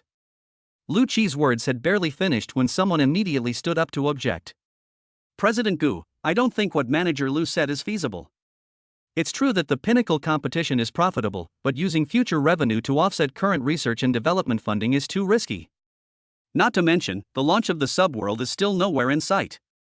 If we really invest all our funds in the research and development of solid batteries, it may well cause the company's capital chain to break. At that time, the impact will not be on battery research and development, but on all the company's projects. Wang Gang, head of the publicity department, was the first to stand up and object, and everyone in the meeting room looked at each other. Gu Zong, what Director Wang said is indeed reasonable. If we force research and development with insufficient funds, the risk is too high. Du Jingjing, as the head of finance, must stand with Wang Xiang considering the company's capital chain. Mr. Gu, how about this? Solid-state batteries are such a big cake that we at Yunding Technology can't eat it all at once. Why not cooperate with other powerful groups? In this way, not only will the investment be small, but we can also enjoy the profits brought about by successful research and development. Mr. Yu is right. But there is still a problem. Where do we find companies that are interested in cooperating and also have the strength? Powerful groups can completely develop independently, and the risk of cooperating with groups that don't have the strength is not much different from developing independently. When Annie said this, everyone in the meeting room fell silent. Even Gu Feng couldn't help but ponder. Judging from this, the difficulty of developing a solid-state battery is really not small. There was collective silence for about a minute. After a minute, Gu Feng broke the ice by speaking up. Let's go and see the situation this afternoon and make a decision after attending the forum. The meeting is adjourned. Since no good solution can be proposed, let's put this matter aside for now and talk about it after attending the business forum this afternoon. The boss got up and left, and Annie, Yuilan, and Lu Qi followed him out of the meeting room. When they returned to Yuilan's office, Su Luoli saw that Gu Feng looked a little unhappy, and a sense of worry flashed through her heart. What's wrong? Was the meeting not successful? It's nothing, just a little problem. Lu Qi, go back and arrange the work, and come down with me later to pick out a decent outfit for you. We're going to the forum together this afternoon, and we can't go in these clothes. If the other group's executives see you like this, they'll die of laughter. Mr. Gu, I have a lot of clothes at home. I can just go home and change later. In order to make it easier to commute to work, I moved out of the dormitory at the University of Shanghai for Science and Technology a long time ago and rented a small apartment near the company. It's about a 10-minute bike ride. Come on, it's a lot of trouble to go home and change. I'll take you directly to buy a set. Lu Qi, since President Gu has already said so, why are you being so polite? Our boss doesn't care about the money for your clothes. Annie chimed in, and Lu Qi hesitated for a long time before reluctantly agreeing. Annie, you sit and rest in President Yu's office, and I will accompany him to buy clothes. If you are bored, you can just walk around the company. The main reason for not letting Su Liuli go with them was not only because he was worried about her health, but also because of the 3 bodyguards following them. If Su Lili followed them, Wang Chang and the other 2 would inevitably follow. He just wanted to buy some clothes, and didn't want to be the focus of attention. Perhaps realizing Gu Feng's meaning, Su Lili didn't say much, just nodded obediently on the sofa. In this way, he accompanied Lu Qi back to the technical department to arrange work. After 10 minutes, the two had already arrived downstairs. Gu Feng, with my appearance, just find a small shop and get changed. I can't wear it well anyway. Lu Qi laughed, keeping close to Gu Feng. In terms of age, the two were similar, with a difference of no more than 3 years, but in terms of mentality, Gu Feng appeared extremely mature. Apart from the reason for his rebirth, it also had a lot to do with his personality. Lu Qi's characteristic was that when he met strangers, he would act very coldly. Once he met someone he knew, the whole person would become extremely lively, talking non-stop, just like now. Since I'm the one buying your clothes, I'll decide what kind of clothes you wear. You, my boy, keep your mouth shut. Not General Gu, although you're buying the clothes, it's me who'll be wearing them, so you should at least listen to my opinion. I'm at the office almost every day, so buying nice clothes would be a waste. How about this? How about we rent a suit? If that doesn't work, do you have any old clothes I can make do with? Following Gu Feng around, Lu Qi kept talking non-stop, and at this time, Gu Feng could only feel his ears buzzing. Shut up! Lu Qi, I didn't realize before how talkative you are. Get in the car. Too lazy to argue with the other person, they walked to the curb, raised their hands to hail a taxi, and headed straight for the heart of the city. After half an hour or so, the figures of Gu Feng and Lu Qi appeared in an upscale commercial building. Well, they are still smartly dressed, so they go to buy 2 suits. Go! There are special signs in the mall, and following the directions, the two quickly arrived at the men's clothing area. There were 5 or 6 high-end suit shops side by side, so they found a relatively large one and entered at the same time. Hello sir, how can I help you? From the way they were dressed, the female salesperson immediately knew that the person who was actually buying clothes was Gu Feng. Chapter 172, The New Receptionist. We need to buy 2 suits. Do you have any recommendations? While scanning the surroundings, Gu Feng did not forget to ask the salesperson. Excuse me, sir, are you wearing it or is this gentleman wearing it? Him. Okay, sir, since you are both very young, we do have a few suitable ones here. Follow me. With one hand in front of him, he made a gesture of invitation to Gu Feng and Lu Qi. Following the pace of the salesperson, they soon arrived in front of a row of neatly arranged suits. The suits were neatly arranged and orderly, and in terms of color and style alone, they could indeed be considered good-looking. If you are attending a particularly formal occasion, you can take a look at this gray one. If it's a cocktail party or a performance, this white and red one is very good. The style in the center is this black one, which can basically be worn with anything. The salesperson introduced it in great detail, and Gu Feng did not make a decision right away, but instead turned around and fixed his gaze on Lu Qi. Which one do you like? When buying clothes for someone else, you should at least listen to their opinion. Gu Feng stared at the clothes in front of him carefully, and then helplessly scratched his head. Mr. Gu, you don't know, I have a fear of choice. You are well informed, so if you pick one for me. I pick for you? With a slight raise of his eyebrows, Gu Feng raised his hand as if to point to the burgundy suit directly in front of him. Hey, wait. Gu Feng hadn't even opened his mouth when Lu Qi, who saw the situation was not good, hurriedly stopped him. Goodness, he doesn't like to show off in the first place, and if he has to choose a suit with such a bright color for him, he'd rather go to the forum naked. What's wrong? You want to choose? Gu Feng's eyes widened in surprise as his right hand stopped in midair. You choose, I just have a small suggestion. After all, this forum is a formal occasion, and this burgundy suit is too bright and not appropriate. Okay, how about this white one? Moving away from the burgundy suit, he pointed to the white one next to it. Staring at the white suit for a long time, Lu Qi was torn between 2 options. After a long hesitation, he whispered, Mr. Gu, white it's not quite right either. Good grief! Red is not suitable, white is not suitable, and you won't pick one yourself even though you're being asked to. What do you want? No, don't be angry, I'll pick it myself. Hello, let's go with black. The style this one in the middle is fine. Yes, sir. After Lu Qi finished speaking, the salesperson immediately took the suit off the rack. Wait, could you also find him a pair of leather shoes, a belt, and a tie? Lu Qi had been working overtime at the company, and his outfit needed to be changed from head to toe. Hearing this, the salesperson went to fetch a trolley from a distance and quickly put together a suit for Lu Qi according to Gu Feng's requirements. He took the suit and went inside to change. When Lu Qi came out again, he looked much more energetic. Not bad. They say that people rely on their clothes and horses rely on their saddles. With this suit, his temperament has obviously changed. Your hair, when you go to lunch later, go and tidy it up. Your clothes are tidy, but your hair is still as messy as a chicken coop. To look more energetic, you should at least get a haircut. Okay, I'll get a haircut during lunch. Manager Gu, how much is this outfit? Why don't you just deduct it from my salary? I'm really embarrassed to let you pay for me. Gu Feng is the boss, and I'm just an employee. It's fine to treat me to meals during the week, but where would I get the nerve to let him buy me clothes? Come on. With your salary, you'd better save up to buy a flat in the city. It's getting late, let's go back to the office and settle the bill. Yes, you can keep the clothes you're wearing. Put the new clothes on and put the old ones down for the salesperson to put in the bag. Bring Lu Qi to the front desk to settle the bill. Hello sir, that's 67,000 yuan in total. Wait. How much? Say that again, this suit costs over 60,000 yuan? His eyes bulged like a pair of copper bells, and Lu Qi's mouth hung wide open. Hearing the price, he momentarily doubted if there was something wrong with his ears. Sir, that'll be 54,800 yuan. The suit is a high-end design, and the set including the pants is 48,000 yuan. The leather shoes are 3,800 yuan, the belt, tie and shirt are 3,000 yuan, and the socks are a gift.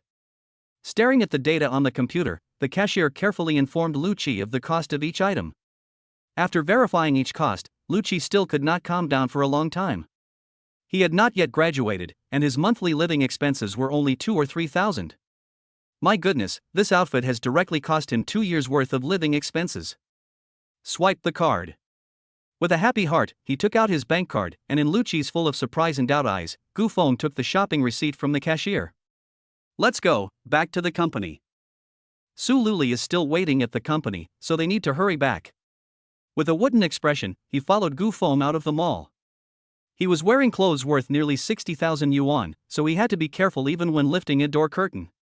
He was afraid of making a mistake and getting the 60,000 yuan worth of clothes dirty.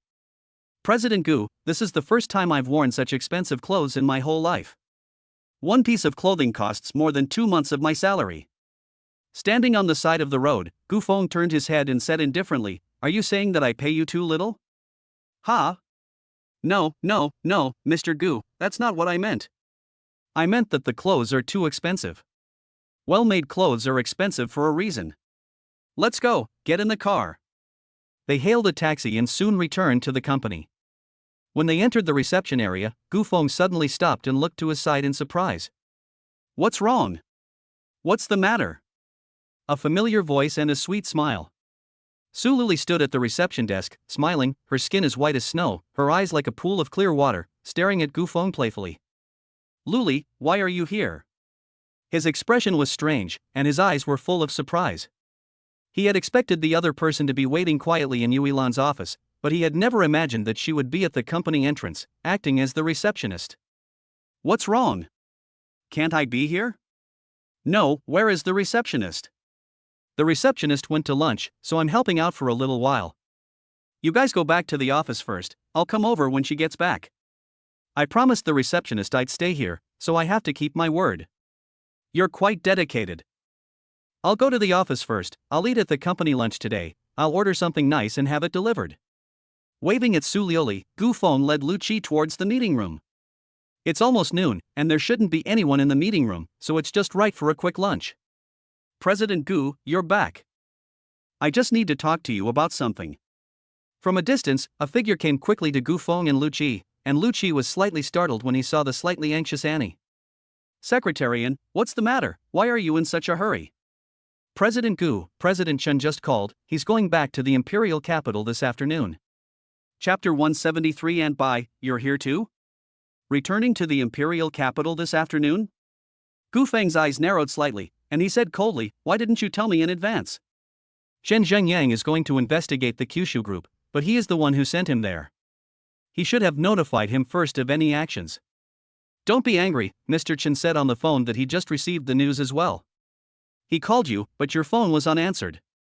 While Annie was talking, Gu Feng took out his phone from his trouser pocket. Sure enough, there were 2 missed calls on it. He must have been in the car earlier and didn't hear the phone in his clothes. It takes a few hours to fly back from abroad, even by plane. Tell you what, Annie, book me a flight for 7 p.m. to the capital. Chen Zhengyang suddenly returned, so something must have happened. He must hurry back. Okay, how many tickets? 1. No, wait. Book 4. The engagement banquet will start soon, and he needs to return to the capital city. Su Luli will definitely have to go with him. Once Su Luli returns to the capital city, Grandma and Sun Ma will definitely have to go back with him. Okay. Send me the information. After sending the information about Grandma, Su Luli, and the others to Annie, the latter immediately turned around to book the tickets. Guzong, I'm going to have a look in the technical department, and I'll go get a haircut later. Go ahead. Lucci and Annie left, and Gu Feng went to the conference room alone, using his phone to find a nice restaurant. When the ordered food was delivered, Su Lioli just happened to push the door in. After a brief lunch, Gu Feng rested alone in the conference room, while Su Lioli continued chatting with the receptionist. It wasn't until 2 p.m. that Annie came over with a few invitations, and Lucci was brought along, and everyone went to the forum together. Wan Chang and the others followed Su Lioli behind them all the way to the company's entrance. When they saw the 3 neat Rolls Royces, Lucci and Annie were taken aback. Mr. Gu, is this your car? A Rolls Royce. They had seen pigs running even if they had never eaten pork before, and the glittering flying goddess of Rolls Royce was not uncommon on TV. On weekdays, they could occasionally see one in the Magic City, but it was really rare to see 3 of them together in such good order. Wait, don't get me wrong, this is not mine. It belongs to your boss's wife. As soon as Gu Feng said this, Lucci and Annie's gazes turned to Su Lioli. 1 second she was immediately by Gu Feng's side, and the next second, her beautiful eyes narrowed slightly, and she raised her hand and pinched the soft flesh at Gu Feng's waist. Without warning, her movements were not at all sluggish. The sudden sharp pain made Gu Feng unable to help but let out a wail. Ah. Humph. Are you going to talk? If you bully me like this, do you believe I will go back and tell Grandma? With a small expression of arrogance, her tone was full of threats. Upon hearing Su Lioli's words, Gu Feng suddenly felt like a deflated balloon. The granddaughter-in-law is Grandma's treasured possession, and even her own mother doesn't dare bully her, let alone him. Don't be angry, I was just joking. Time is pressing, don't just stand there, hurry up and get in the car. He gave Lucci and Annie a wink, and the 2 of them understood almost instantly, getting in the car one after the other with a nod and a laugh. Su Lioli, let's get in the car too. The location of the business forum was not very close by, and in the absence of traffic, it would be almost a 20-minute drive. 25 minutes later, the car in front stopped. Gu Feng and Su Lioli got out of the car and subconsciously looked up into the distance, where people were coming and going and luxury cars were everywhere. It was quite lively. President Gu, let's go in. Let's go. Annie and Lucci came up to Gu Feng, and the 4 of them walked together towards the entrance of the hall. As for Wang Chang and the others, they followed behind as soon as they had parked the car. There were 2 doormen standing at the entrance, who were there to check the invitations. Annie took out 3 invitations and handed them to one of the doormen. I'm sorry, according to the rules, only 2 people can enter with 1 invitation. There are 3 invitations in total, and there are 7 people in Gu Feng's group, so there is obviously 1 extra person. Can you make an exception? These people are the technical backbones of our company and have come specifically to exchange experiences. Technical backbones? I'm sorry, please wait a moment, I'll go ask. The 2 of them also did not have the authority to make the decision, so they could only ask Gu Feng and the others to wait for a while they ran in to ask the leader. I didn't expect that the management was quite strict. It's normal. This forum is quite large, and the organizers should be stricter with the management considering the actual situation. Lucci and Annie murmured. In a short while, the doorman who had gone to ask for instructions returned. Hello, you may go in. Thank you. Guzong, let's go. Annie and Lucci led the way, followed by Gu Feng and Su Lioli in the middle, and finally Wang Chang and the 3 bodyguards. Entering the gate, what came into view was a huge open space, surrounded by all kinds of snacks and drinks, a setting straight out of a commercial party. Mr. Gu, let's go straight to the 2nd floor. Okay. They went up the stairs to the 2nd floor, which was actually a huge lecture hall. The front row of seats was already full, and there were a few hostesses standing on the podium. There was no choice but for the group to sit in the empty seats in the middle. Mr. Gu, the people in front of us are all well-known group CEOs in the business community of Shanghai. The one over there is the president of Maybang Group, and the one next to her is the CEO of Magic City Times. In the second row sat the chairman of the Guofeng Group. Annie introduced them one by one in a low voice. Looking at the other people's faces, she really saw many familiar faces. Take the chairman of the Guofeng Group for example, with his white hair. She had seen him before he was reborn, and there had been almost no change at all. In addition to the leaders of several large groups in the Demon City, there were also several companies in the first row that Annie didn't know, so she didn't introduce them. Just when everyone was getting bored. Suddenly, a very fashionable middle-aged woman dressed in very fashionable clothes came in from the distance. The moment the woman entered, the presidents and chairmen of the various groups in front of her all stood up. Gu Feng and Su Liuli also showed a surprised expression when they saw the woman. Bye and bye. Why is she here too? A million thoughts raced through his mind, and Gu Feng never expected Bai Yufeng to come to this forum. The company she represented was undoubtedly the Kyushu Group. Chapter 174. Isn't this an auction? President Bai, I didn't expect you to come in person. Is the Kyushu Group also interested in the battery industry? I heard that you were just suspended, and Chairman Song reinstated you so quickly? The slightly stooped middle-aged man slowly got up, and compared to the respect that several people around him showed to Bai Yufeng, his attitude was undoubtedly much more flippant. Giggle, giggle, giggle. He glanced at Shang Guofu with an arrogant look in his eyes, and Bai Yufeng laughed lightly while covering her mouth in a very exaggerated manner. President Shang is usually in poor health, but I didn't expect him to be so concerned about the affairs of my Kyushu Group. What's going on? Are you unable to stay at Shangshur Group and want to jump ship to our Kyushu Group? Well, I'm a blunt person, and given your physical condition, I suggest that you just retire directly. In case you keel over, I can still get you an occupational injury. The more he talked, the more outrageous his words became. The business tycoons standing around him had no idea what to do next.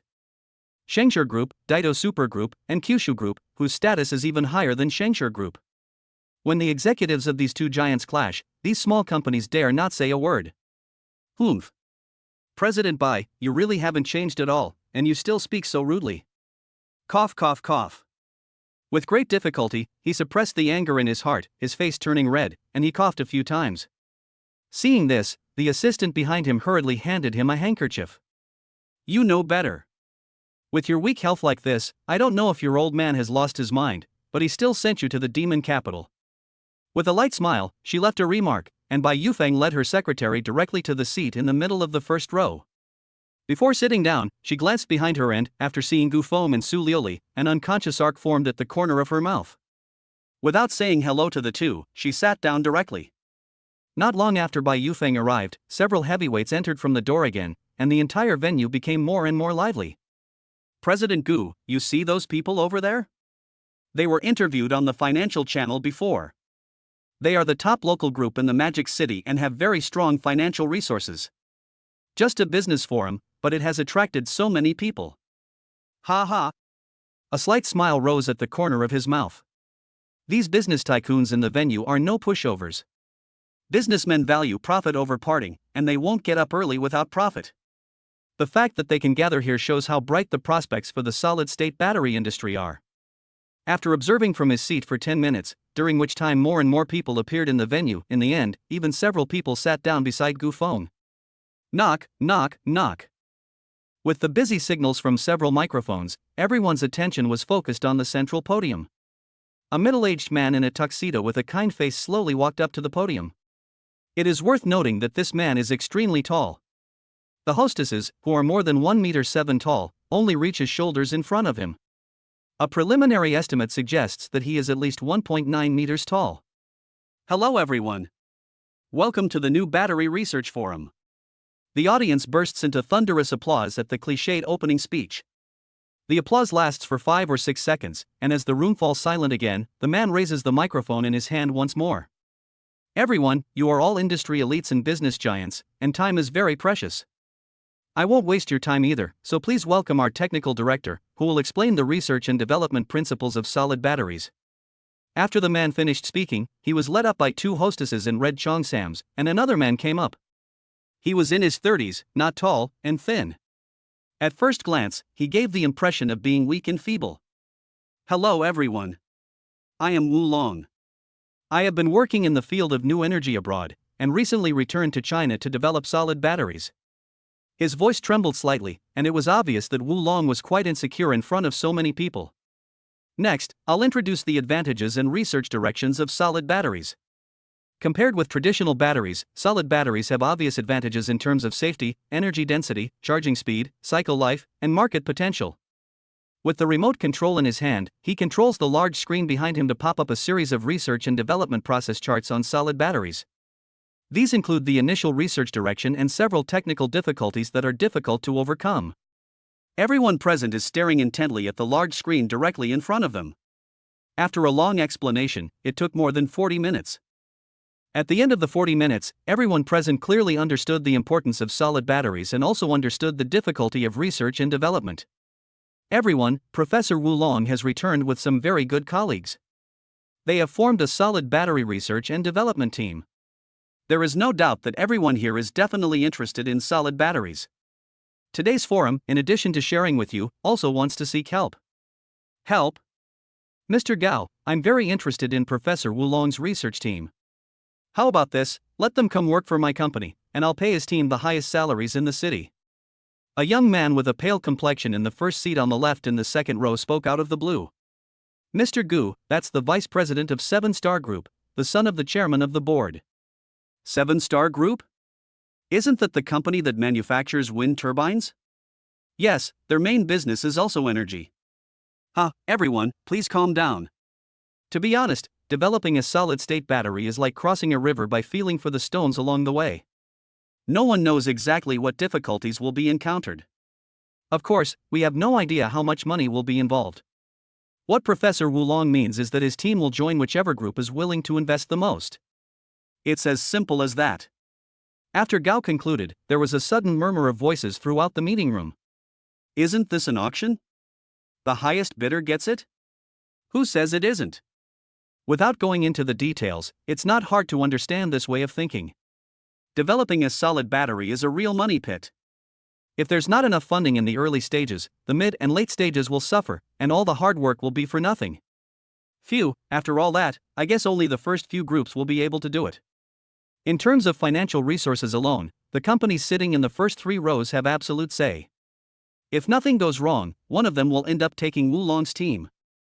President Gu, what should we do? Annie's face didn't look good. She didn't expect it to end up like this. Wait a minute. She spat out 3 words, looked calmly at the first row in the direction of Bai Yufeng, and then turned to the president. The murmuring in the meeting room gradually stopped, and Gao, the president on the podium, continued with the microphone. Everyone, there are numbered cards on the table. If you wish, you can raise your card to indicate. I, Benyang Industrial Holdings, am willing to provide 3 billion in research and development expenses. It will be supplied in 3 installments, 1 billion each. Chapter 175, 30 billion. In the first row on the left, a young man stood up. Next to him sat a silent middle-aged man. It was obvious that he was just an assistant. Ha ha ha ha. Benyang Industrial, you are really stingy. To research and develop such a large project, 3 billion? And you want to give it to us in 3 installments? How can you say that without feeling ashamed? I, Qingfeng Technology Group, am willing to provide 6 billion in funding, in 2 installments, 4 billion in the early stage and 2 billion in the later stage. If that's not enough, we can continue to add more. This last sentence is meant to provoke the people from Benyang Industry. Qingfeng Technology Group and Benyang Industry Holdings are both local groups in the Magic City. The 2 companies compete with each other on many projects, so their relationship has always been bad. 2 companies have already expressed their opinions, but the CEO Gao on the podium has not spoken, and Wu Long next to him is also at a loss. While they were abroad, some companies had already expressed an interest in investing. The total investment would be close to 10 billion yuan if it were made in China. However, he and his team did not want to serve foreigners, and returned to China to seek investment despite the pressure. Just a few billion in funding is really not enough. Our country's phone group is also very interested. The 8 billion investment will be used exclusively for research and development of the solid battery project. Professor Wu Long will be the department director. Professor Wu Long, would you consider it? The gray-haired old man from the Guofeng group spoke hoarsely. With an investment of 8 billion, Wu Long was obviously tempted. Although it is not comparable to the tens of billions of investment from abroad, it is still much more than the previous 3 billion. Wait a minute.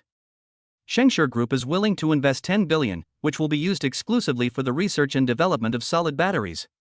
Seeing that Wu Long was tempted, the secretary next to Shang Guofu suddenly stood up and spoke of 10 billion, which made everyone present gasp in shock. A 10 billion investment is really beyond the means of an ordinary group. The Maybank Group is also willing to invest 10 billion and is willing to set up a branch company, with Professor Wu Long owning 99% of the shares, which will be dedicated to the research and development of solid batteries. Not far from Bai Yufeng, a woman wearing a red coat spoke softly. The Maybank Group is headquartered neither in the Demon City nor in the Imperial City, but in the economically less prosperous Cloud City. Wu Long Holdings owns 99% of the shares, and Maybank Group Holdings owns 1%, but the real decision-making power is still in the hands of Maybank Group. After Maybank Group, one company after another came forward. However, the investment amount all stopped at 10 billion, and it was clear that 10 billion was the bottom line. The Wu Long team is awesome, but an investment of more than 10 billion is, for these group CEOs, beyond their own value. Professor Wu Long, you see? So many groups have contributed 10 billion, and the remaining small benefits, although different for each, are basically all similar overall. The final decision-making power is still in Wu Long's hands. Wait. Just as Wu Long was about to make a decision, a cold and arrogant voice suddenly rang out. Bai Yufeng tilted her Erlang figure and casually gave her assistant a glance, who immediately understood. President Gao, Professor Wu Long, the Kyushu Group, is also interested in solid batteries. Our chairman is willing to contribute 30 billion, to be provided in 3 installments, and at the same time provide all the resources of the Kyushu Group internationally to fully greenlight Professor Wu Long's team. My goodness! Did I hear that right? The Kyushu Group is willing to invest 30 billion. It is the Kyushu Group after all, and they really are rich.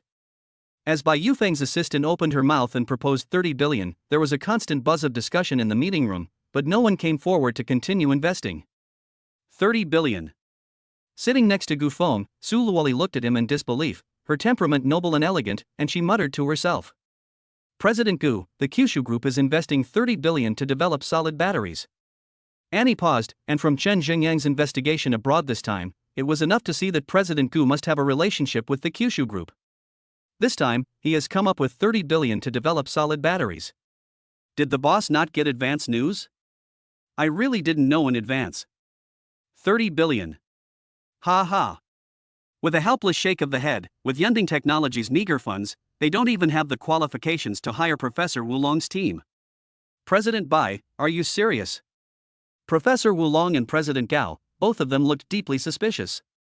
The Kyushu Group is very strong, but investing 30 billion to develop solid batteries exclusively is still a bit too exaggerated. Really? I'm here on behalf of our chairman Song. Someone can contact the Kyushu Group later to verify whether 30 billion is true. Bai Yufeng didn't bother to answer Gao's words, and it was always her assistant who responded. If the Kyushu Group is really willing to invest 30 billion, we are willing to join. We are not very confident about the 10 billion yuan research and development costs, but with 30 billion yuan, he is 100% confident that he can succeed. Good. The Kyushu Group will send someone to contact you next. Professor Wu Long, welcome to the Kyushu Group. Bai Yufeng got up, and the first people to walk down from the podium were Wu Long and Gao Zong. They shook hands with Bai Yufeng, front and back. A reception has been prepared on the first floor for everyone, so you can go as you please. As the staff on the stage spoke, the bigwigs in the venue got up one after the other. Most of them did not leave, but gathered in groups of 2 or 3 on the first floor to chat in low voices. Wu Long's team had joined the Kyushu Group, but the development of solid batteries did not depend on them, so many people still wanted to try their luck and contact some partners to lay out the solid battery together. There were also some companies that directly discussed other project collaborations on the first floor. Let's go downstairs too. The forum was over, and Gu Feng got up and prepared to take Su Liuli and a few others to the first floor. Just as he got up, a familiar figure had already arrived not far away. Bai Yufeng was holding one arm, and was looking at the approaching Gu Feng and Su Liuli with a faint smile on her face. Feng, Liuli. What's up? You don't even know to say hello when you see Auntie Bai? Her eyes narrowed slightly, and her tone carried a very strong sense of resentment. Auntie Bai. Auntie Bai, I really didn't expect to see you here. Humph, I didn't expect to see you here either. What's the matter with your little company? You're still planning to research and develop this? Chapter 176, A Fruitful Trip. What do you mean by a small company? Aunt Bai, you're looking down on people. Big companies all started out as small companies, and don't look down on me just because my company is small. Even sparrows have big ambitions. Gu Feng spoke eloquently, but when Bai Yufeng heard it, it sounded so funny. Come on, I don't want to hear about your ambitions here. I heard from your mother that the investigation team you sent abroad is about to return. Was it fruitful? Bai Yufeng became interested as soon as the overseas business of the Kyushu Group was mentioned. Was it fruitful? Aunt Bai, where did you hear that? She pretended to be ignorant. What? You don't know? You're not pretending to be ignorant with me, are you? The people you sent will definitely inform you first if they have news, so how could you not know? Seeing through Bai Yufeng's eyes, Gu Feng had to smile awkwardly. Well, I just found out that they were coming back. She gave Gu Feng a stern look, and if it weren't for the crowd, she would have gone up to give him a lecture. Do you still remember when your mother and I promised that once the overseas affairs of the Kyushu Group were settled, we would give you a big project? Of course I remember. Ha, you're interested in mentioning a big project? No more pretending to be stupid? Aunt Bai, you still don't know me. I may not have great wisdom, but I'm not completely stupid. And with just this little bit of cleverness, I've already been seen through by you. At times like this, I have to be obedient and say nice things. The big project proposed by Kyushu Group is enough to make cloud top technology overflow with oil even if it only gets a sip of the soup. Cough cough, Xiaofeng, you really have a thick skin. Liuli, when he was with you, did he have a thick skin too? Well, Aunt Bai, you're absolutely right, his face is indeed very thick. Xiaoming nodded firmly with a determined look in his eyes, and Su Luli agreed with Bai Yufeng's words from the bottom of her heart. Look, even Luli agrees with you. Let's go downstairs and take a look, and we can talk as we walk. Most of the people on the second floor have already gone downstairs to attend the reception. It's boring for them to keep standing here, so they might as well go down and take a look together. Aunt Bai, after all this time, you and Mom still haven't told me what big project you're going to reward me with? Kiki, guess. Guess? Gu Feng smiled wryly. I'm not a fortune teller, this is all I can guess. A major project, it can't be this 30 billion yuan investment in solid-state battery research and development. He was just talking casually, but Bai Yufeng, who heard this, suddenly stopped in her tracks and turned around, looking at him in disbelief. Aunt Bai, why are you looking at me like that? Don't joke with me, is it true that Mom is going to give me this major project that is about to invest 30 billion? His mouth twitched twice. Gu Feng's heart was already unsettled at this time. A major project of 30 billion, this is too generous. Give it to you? If you give such a major project to you, the old-timers at the Kyushu Group will be up in arms. Although it can't be given to you, there is still room for cooperation. As for how to cooperate, after you return to the imperial capital, you and your mother can talk about it in detail. As they talked, they gradually made their way to the first-floor lobby. The entire lobby was filled with lights and revelry, as people gathered in groups of 2 or 3 and chatted merrily. With nothing to do, Gu Feng took Su Liuli and the others and sat down in a corner. President Gu, President Bai of Kyushu Group, is your relative. Bai Yufeng walked with his secretary in the distance, and Lu Qi took the opportunity to quickly look at Gu Feng and couldn't help but ask curiously. Ahem. Lu Qi, have you gone stupid at work? Gu Feng didn't answer, and Annie awkwardly coughed twice. Gone stupid at work? What kind of words are these, Secretarian? Stared at by Lu Qi's innocent expression, Annie didn't know how to explain for a moment. The conversation between Bai Yufeng and Gu Feng just now was mainly something that anyone with a good brain could hear the clues, but Lu Qi acted like he didn't understand anything. Gu Feng didn't say anything, so she didn't dare to take the initiative to explain. The Bai you are referring to is my aunt. My mother is the chairman of Kyushu Group. She picked up a piece of dim sum and casually put it in her mouth. Sitting opposite Gu Feng, Lu Qi felt terrible when he heard this explanation. His mouth hung open, his eyes wide, and Gu Feng's words kept echoing in his mind. The chairman of Kyushu Group is Gu's mother. Oh my god. Wait, Secretarian, why aren't you surprised? You knew about this already? With such a wonderful expression, someone who didn't know might really think that Lu Qi was feigning shock. Lu Qi, didn't you hear Aunt Bai and Gu Feng's conversation just now? Gu Feng's mother is the chairman of Kyushu Group. Otherwise, how would a major project worth 30 billion cooperate with a small company like Yunding Technology? Su Liuli couldn't bear to watch anymore, her eyes firm and clear as she explained with a smile. So that's how it is. I really didn't notice. Well, I don't think there's anything else to do here, so let's go back. After spending almost an hour upstairs, it was now 4 p.m. They went back to pick up Grandma and hurry to the airport in the Magic City. They didn't see Bai Yufeng's figure, and they didn't say goodbye before leaving. They came out from the first floor and sent Annie and Lu Qi back to the bottom of the building where Yunding Technology was located. After exchanging a few words, Gu Feng and Su Liuli got into the car together and headed back towards the villa.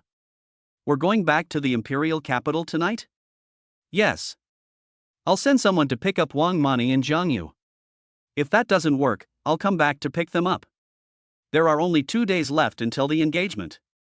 Go to the Kyushu Group tomorrow morning to deal with the problem, and if you have time in the afternoon, you can come back to pick up Zhang Yu and the others. Okay. They soon returned to the villa. Upon learning that they would be returning to the imperial capital that night, Grandma looked reluctant. Grandma, the day after tomorrow is the big day of the engagement. You can't expect us to go back on the day of our engagement, can you? Gu Feng said with a smile. The reason why Grandma didn't want to leave was mainly because of the class at Fuxing University. Yes, Grandma, I wonder how the venue for the engagement banquet is decorated. I'll go with you tomorrow to take a look. Engagement banquet. Well, girl, you're right, it is indeed time to go back. After all, the engagement banquet for the grandson and granddaughter-in-law is important. After the old lady figured it out, not only was she not reluctant at all, she even started packing. In no time at all, everything that needed to be packed was done. My dear, the tiger head shoes and clothes for the child are here. After the engagement banquet is over, Grandma will come back with you. Okay. Su Luli took her grandmother's arm and obediently agreed. Old lady, everything has been packed. After Sun Mama put the packed things in the car outside, she returned to the living room. Grandma, the car is ready outside, let's go. The flight departs at 7 p.m., it's almost 5 p.m. now, and it will take some time to get from here to the airport in the Magic City, so overall, we really are in a hurry. Let's go. Young mistress, let me help the old lady. HM. When Sun's maid came up to her, she took the initiative to take over the responsibility of helping Grandma from Su Luli. Before everyone got into the car in front of the villa and set off, Gu Feng lowered the window. Nyobo, you stay here for now. I will send someone to pick you up in the demon capital tomorrow at the latest, and we will go back to the imperial capital together. As an elderly member of the Gu family, I definitely cannot leave Nyobo alone in the demon capital when such an important event as my engagement banquet is taking place. Okay. Old madam, and young master, have a safe journey. Chapter 177, Give some people a break. Nyobo stood respectfully by the car, waving with his trademark smile on his weathered face. Nyobo, you're still calling the young master young. Then when the young mistress gives birth, you won't be calling the baby little young, ha ha ha ha. Sun Mama was sitting in the passenger seat, joking with Nyobo. Nyobo, who was already relatively introverted, became confused at this remark. If Gu Feng is called Little Master, as Grandma Sun said, the child in the young lady's belly is about to be born, so what should the baby be called? Should it really be called Little Master? Ha ha ha ha. Grandma Sun, you old lady, don't bully Uncle Nyo. Let him call it whatever he's used to. Uncle Nyo, we really have to go, or we'll miss the plane. Okay, young master. Young master, you take care. Gu Feng spoke, and Wang Chang, who was sitting in the driver's seat, started the car. The convoy slowly drove out of the villa and set off towards the Shanghai airport. Because of the tight schedule, at the sign of Gu Feng, the convoy sped off. The original journey of half an hour took less than 20 minutes to arrive at the destination. With the identification information in hand, they went to check in. It was 7 o'clock, and the plane took off on time. By the time the plane landed, it was already 10 o'clock at night. Old lady, it's cold outside, you should wear more. When I walked out of the airport, it was completely dark outside, and the surrounding lights were dazzling. I'm not cold, Grandma Sun, bring out a cloak for Lioli. It's cool, don't let her catch a cold. Grandma, I'm not cold. Su Lioli shook her head. She was wearing plenty of clothes, and it wasn't that cold, so there was no need for a cloak. It's not cold now, but it will be when we go for a walk. Listen to your grandmother and put the cloak on first. Without giving Suli the chance to refuse, the old lady firmly put the prepared cloak on Suli herself. Xiaofeng, where is the car that is picking us up? Why can't I see it? After walking out of the airport, they looked around but didn't see the car that was picking them up. Instead, their grandson, who was standing next to them, looked strange, as if he was embarrassed to say something. Embarrassed, he stood there. During the day, he had been so busy getting Annie to book the plane ticket that he had forgotten to tell his mother about their return. Now, as luck would have it, no one had come to pick them up after the plane had landed. Gu Feng, you didn't forget to call your mother, did you? Su Luli looked at Gu Feng carefully, her pretty face full of surprise. In front of Su Luli, he took a small step back, raised his hand and scratched his head. Grandma, I'm sorry, I really forgot to tell my mother. Forgot? Then what are you waiting for? Hurry up and call your mom. I'll tell you, your wife is pregnant, and if you let her catch a cold here, your mom will make you pay when you get back. The old lady's tone was full of threats. Gu Feng, upon hearing this, did not dare to delay, and immediately took out his phone to dial his mother's number. Fortunately, Song Huilan on the other end answered the phone in time. Upon learning that Gu Feng and his entourage had already returned to the imperial capital, Song Huilan was shocked. After hanging up, Gu Feng went to his grandmother and Su Lioli. Grandma, Lioli, the car sent by mom will be here in a while, let's go sit over there for a while. It's tiring to keep standing. Okay. Girl, go sit over there with grandma. With Sun Mama holding her arm, Grandma didn't forget to invite Su Lioli to go sit with them as she turned around. After waiting outside the airport for more than 20 minutes, just when Gu Feng was gradually losing patience, his phone in his pocket suddenly vibrated. It's here. It's definitely here, it's my mom calling. While answering the phone, he helped Su Luli get up. After walking a few dozen steps forward, they saw a convoy of cars with flashing lights in the distance directly in front of them. When Gu Feng and the others arrived, Gu Jinghua and Song Huilan came to the front of the group to greet their grandmother and Su Luli. Mom, why did you come back in the middle of the night? You're not feeling well, and Su Lioli is pregnant. You didn't even say hello before coming back.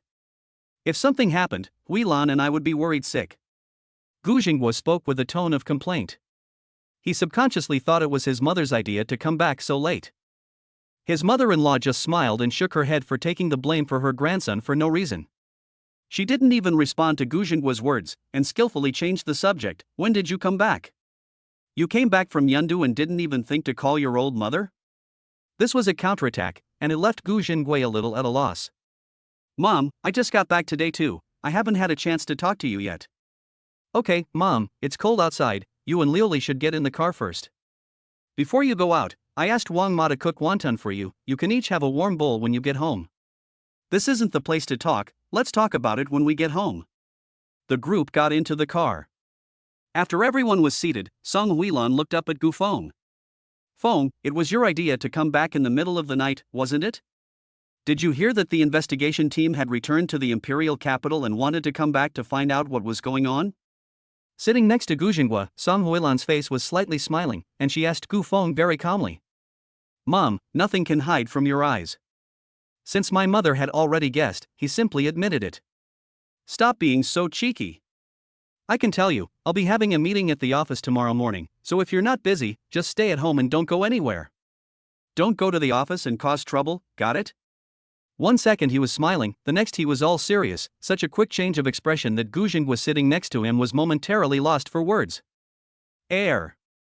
Mom, you're not thinking of letting someone off the hook, are you? Chapter 178, it will definitely come back. I have to remind you that investigating the overseas business of the Kyushu Group is like performing an oncology operation. If you leave any remnants behind, it will definitely come back. Gu Feng's expression changed from his previous giggly state, and his tone became firm. Song Huilan was taken aback when she saw her son in this state for the first time, but Gu Jinghua's mouth curled up into a smile. Huilan, you often say that you want Xiaofeng to understand the company early. This is an opportunity. In my opinion, regarding the Kyushu Group, why don't you let Feng handle it? Xingui, you. Song Huilan was surprised to hear her husband say such a thing. After staring at Gu Jinghua for a while, she finally chose to compromise. Feng, are you sure you want to go to the company with me tomorrow? Yes. He didn't hesitate at all, and seeing how determined her son was, Song Huilan, as his mother, didn't say anything more. The convoy drove quickly and returned to the Gu Manor in no time. Old lady, young master, everyone is back. Wonton is cooking, I will serve it to everyone in a moment. Seeing Gu Feng and Su Liuli enter, Wang Ma and the two aunts quickly walked up to them, helped put the things aside, and hurriedly asked Su Liuli and the old lady to sit down. There's no rush, we're not very hungry. Old lady, then I'll pour you some water first. After helping Grandma Gu Feng sit down, Wang Ma and the two aunts walked to one side of the living room. A minute later, they returned to the living room with several glasses of water. Huilan, Jinghua, you two sit down too. I have something to discuss with you. She motioned for Song Huilan and Gu Jinghua to sit down together. Grandma looked at Gu Feng and Su Liuli first, and then said directly, the day after tomorrow is the engagement banquet for the two children. Have you prepared everything that needs to be prepared? Those guests who need special invitations must be received by a dedicated person. They came with joy to attend our engagement banquet, and we must not neglect them. Mom, don't worry. I have already assigned a dedicated person to prepare for the engagement banquet for the two children, and all the guests who should be notified have already been notified. While Sam Huilan was speaking, she raised her hand and took Su Luli's slender jade hand next to her.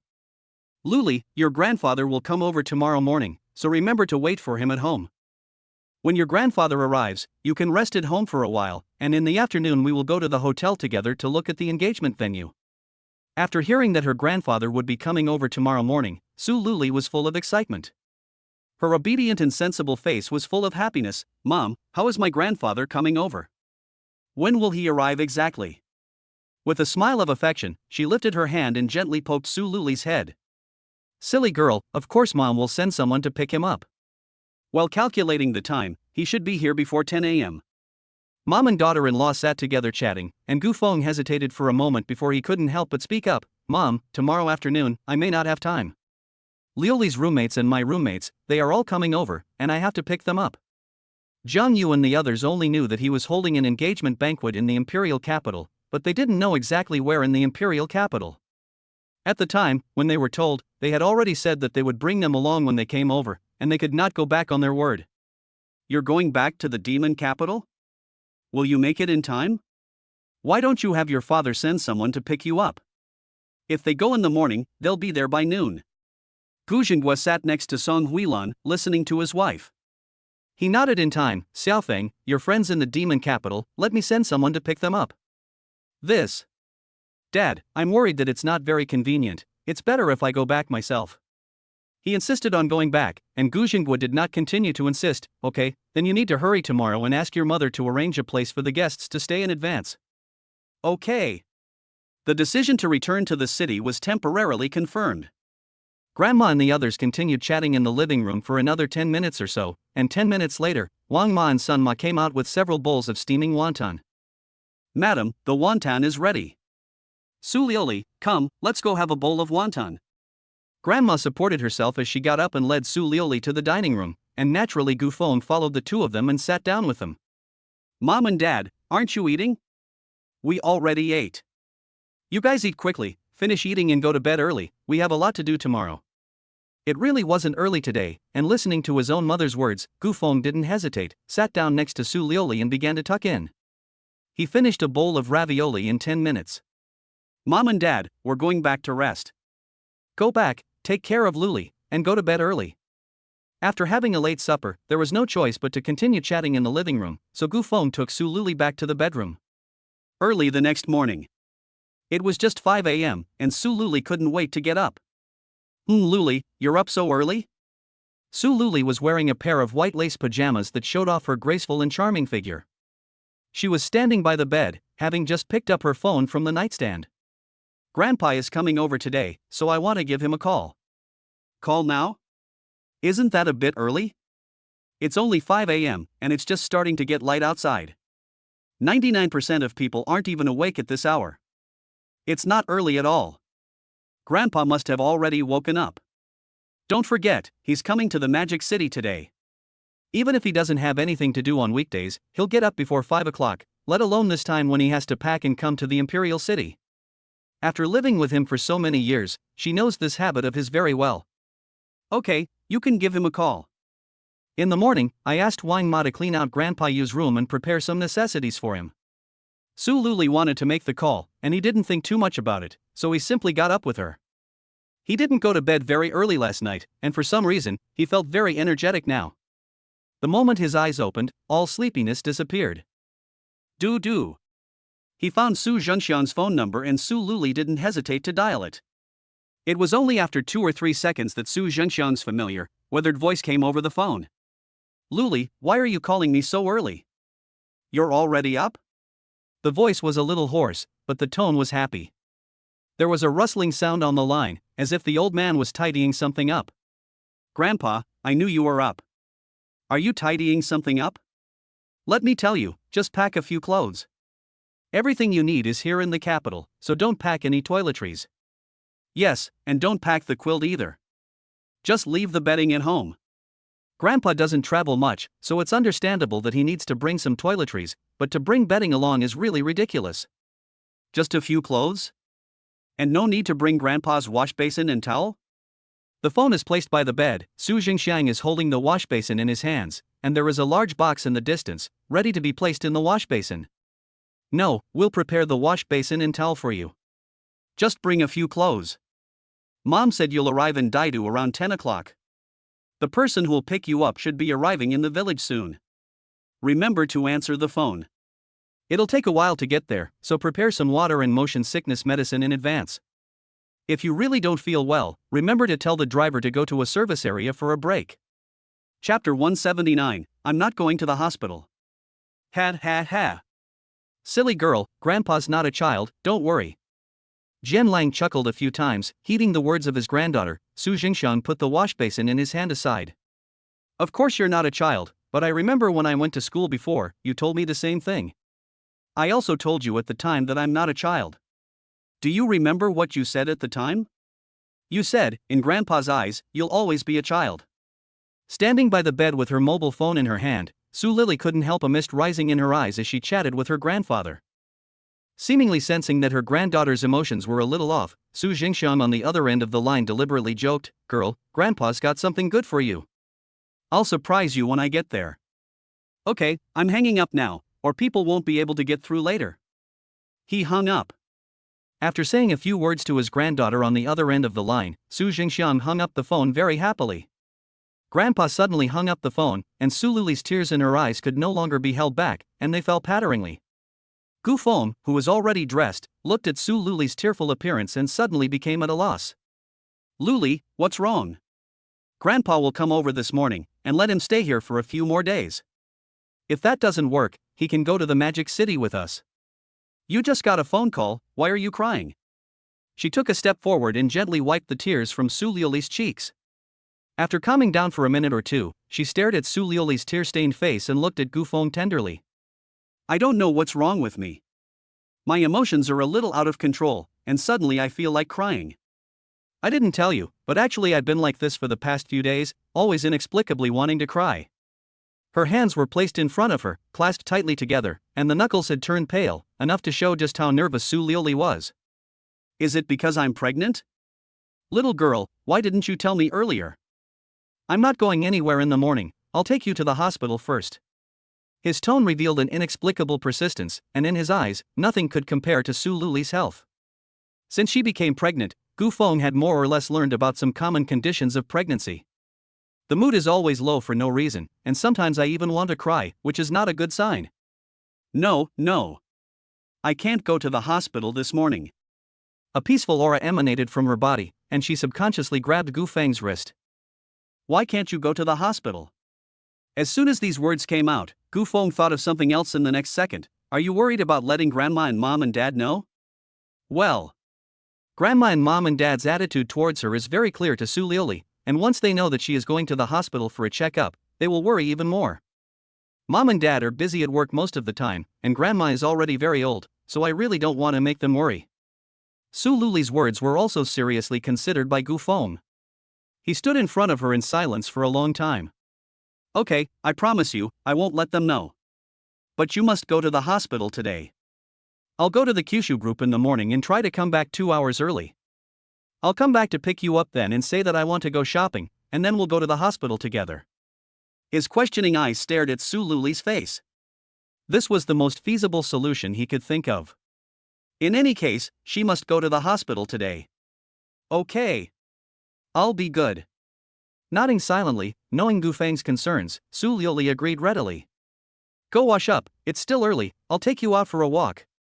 Taking a few steps, she turned and walked towards the washroom. After tidying up, she came to the wardrobe and changed her clothes. In less than 20 minutes, Gu Feng and Su Liuli appeared in the living room. It was less than 6 o'clock, and there was no one in the entire living room. Let's go out. It's already bright outside, with a slight coolness in the air. The sky is blue, and taking a deep breath gives you a feeling of freshness. Luli, take a big breath. Don't you feel like you've been lifted up? Holding Su Luli's hand, he stands in front of the villa gate, closes his eyes and takes a deep breath. Gu Feng's words ring in his ears, and Su Luli follows suit, closing her eyes and breathing. Indeed, the morning air is fresh and carries a hint of floral fragrance. Gu Feng took Su Li's hand and walked out of the manor. It was only a short walk of a few hundred meters, but the number of people on the street gradually increased. More than 90% of them were old men walking with their wives. The elderly people especially like the tranquility of the early morning. When the baby is born, we will take the baby out for a walk together. How about it? Su Li's tone was tinged with a little expectation as she followed Gu Feng closely. In the blink of an eye, she had been pregnant for such a long time, and her sense of anticipation for the baby in her belly was also growing stronger and stronger. Good. Let's walk and chat at the same time. After walking a few hundred meters forward, they turned around and walked a few hundred meters back and forth, and the time passed quickly. When it was 6:50 a.m., it was about to be 7 a.m., and Gu Feng and Su Liuli returned to the Gu Manor together. Upon entering the manor, before the two returned to the villa, they happened to meet Wang Ma and several aunts who had just returned from shopping. Young master, young mistress? You two. Looked at the two behind them subconsciously. Why are you two back from outside? It took 10 minutes to tidy up the living room. I always thought that Gu Feng and Su Liuli had not yet woken up. I never expected that they would come back from outside after I finished shopping. Good morning, Auntie Wang and the other ladies. We went out for a walk.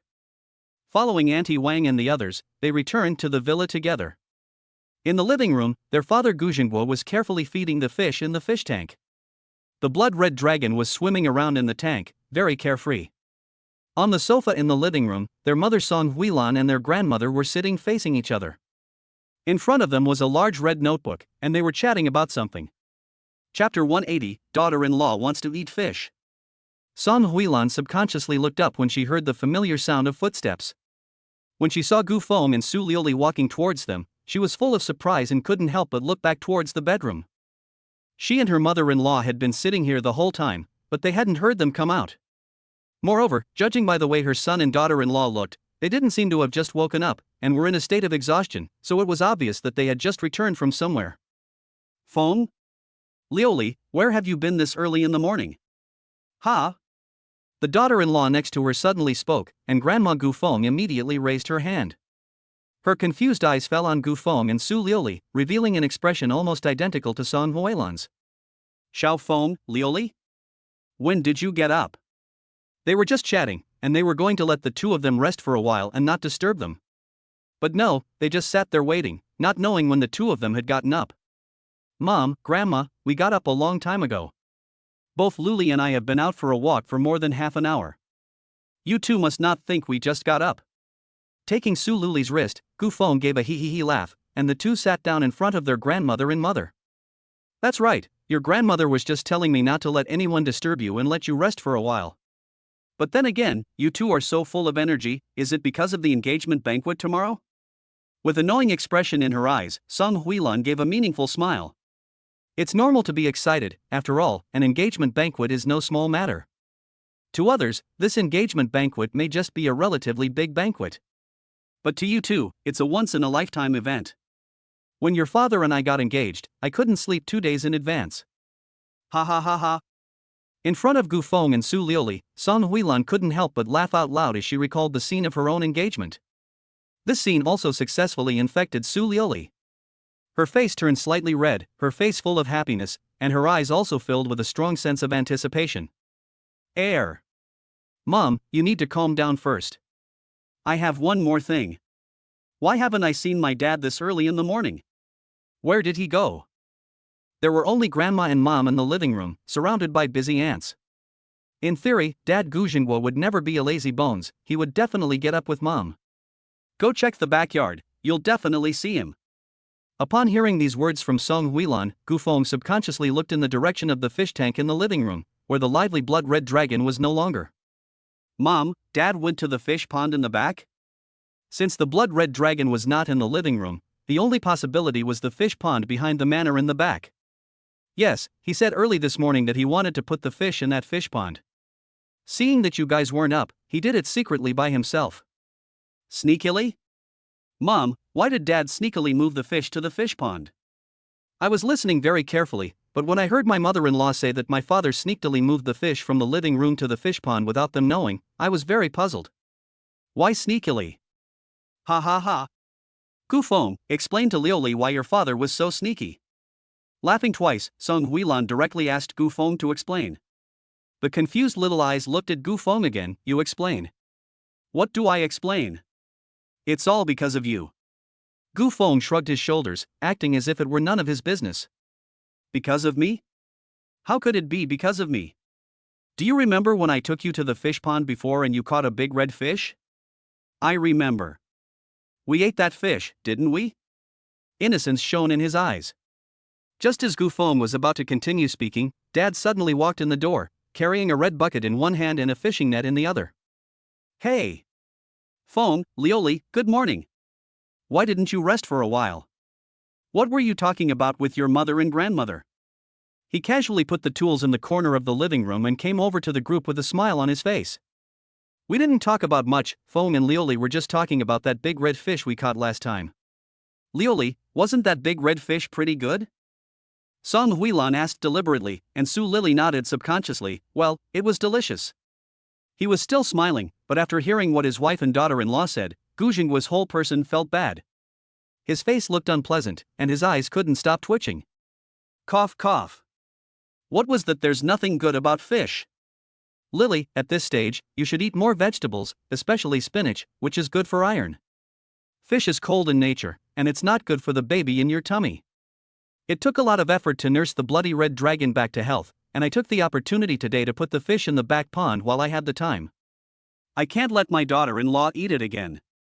Xingua, look at you as a father, are you stingy or not? You're going to be a grandfather soon, so you can't be stingy. Holding a string of prayer beads, Grandma Bai gave Gu Xingua a cold look. If her granddaughter was willing, she could have the kitchen cook not just a blood-red dragon from outside, but all the fish in the whole fish pond. Mom, you're wrong. I'm not stingy. Liuli, do you want to eat fish? Wait here, Dad will go catch you one. Wait, Dad. Before Su Lily could refuse, Gu Xingua rushed in and then rushed out again with the tools. Puff. Ha ha ha ha. Feng, Lily, see, your father is so stingy. Do you know why he went to catch fish for you? Song Huilan was sitting nearby, laughing uncontrollably, holding her stomach. Gu Xingua has a serious image outside, so he can only show this funny side when he comes home. What else could it be?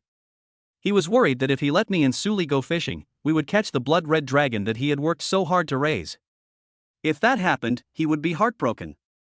Gu Feng could see it in his father's face like a mirror. Suli, who was sitting next to him, also reacted, staring at the door and taking a closer look. Was that big red fish expensive? If I had known that Dad liked it so much, I wouldn't have eaten it. Eat it. Silly girl, why wouldn't you eat it? In our family, apart from your grandmother, you are the most precious person. Song Huilan said seriously. She was always straightforward and outspoken, saying whatever came into her mind. Even if Su Luli wasn't pregnant, her status in the Gu family would not be low, at least not lower than her as the mother-in-law. Huilan, what you're saying makes it sound like I'm precious. Grandma very appropriately put down the prayer beads in her hands and muttered to herself. Xiaofeng, in front of your mother, Grandma will make her position clear. Naturally, there's no need to say how important it is that Liuli is pregnant. Even after the baby is born, this girl, Liuli, will remain Grandma's precious pearl. None of you can bully her. This is our family tradition. Huilan, you should know this.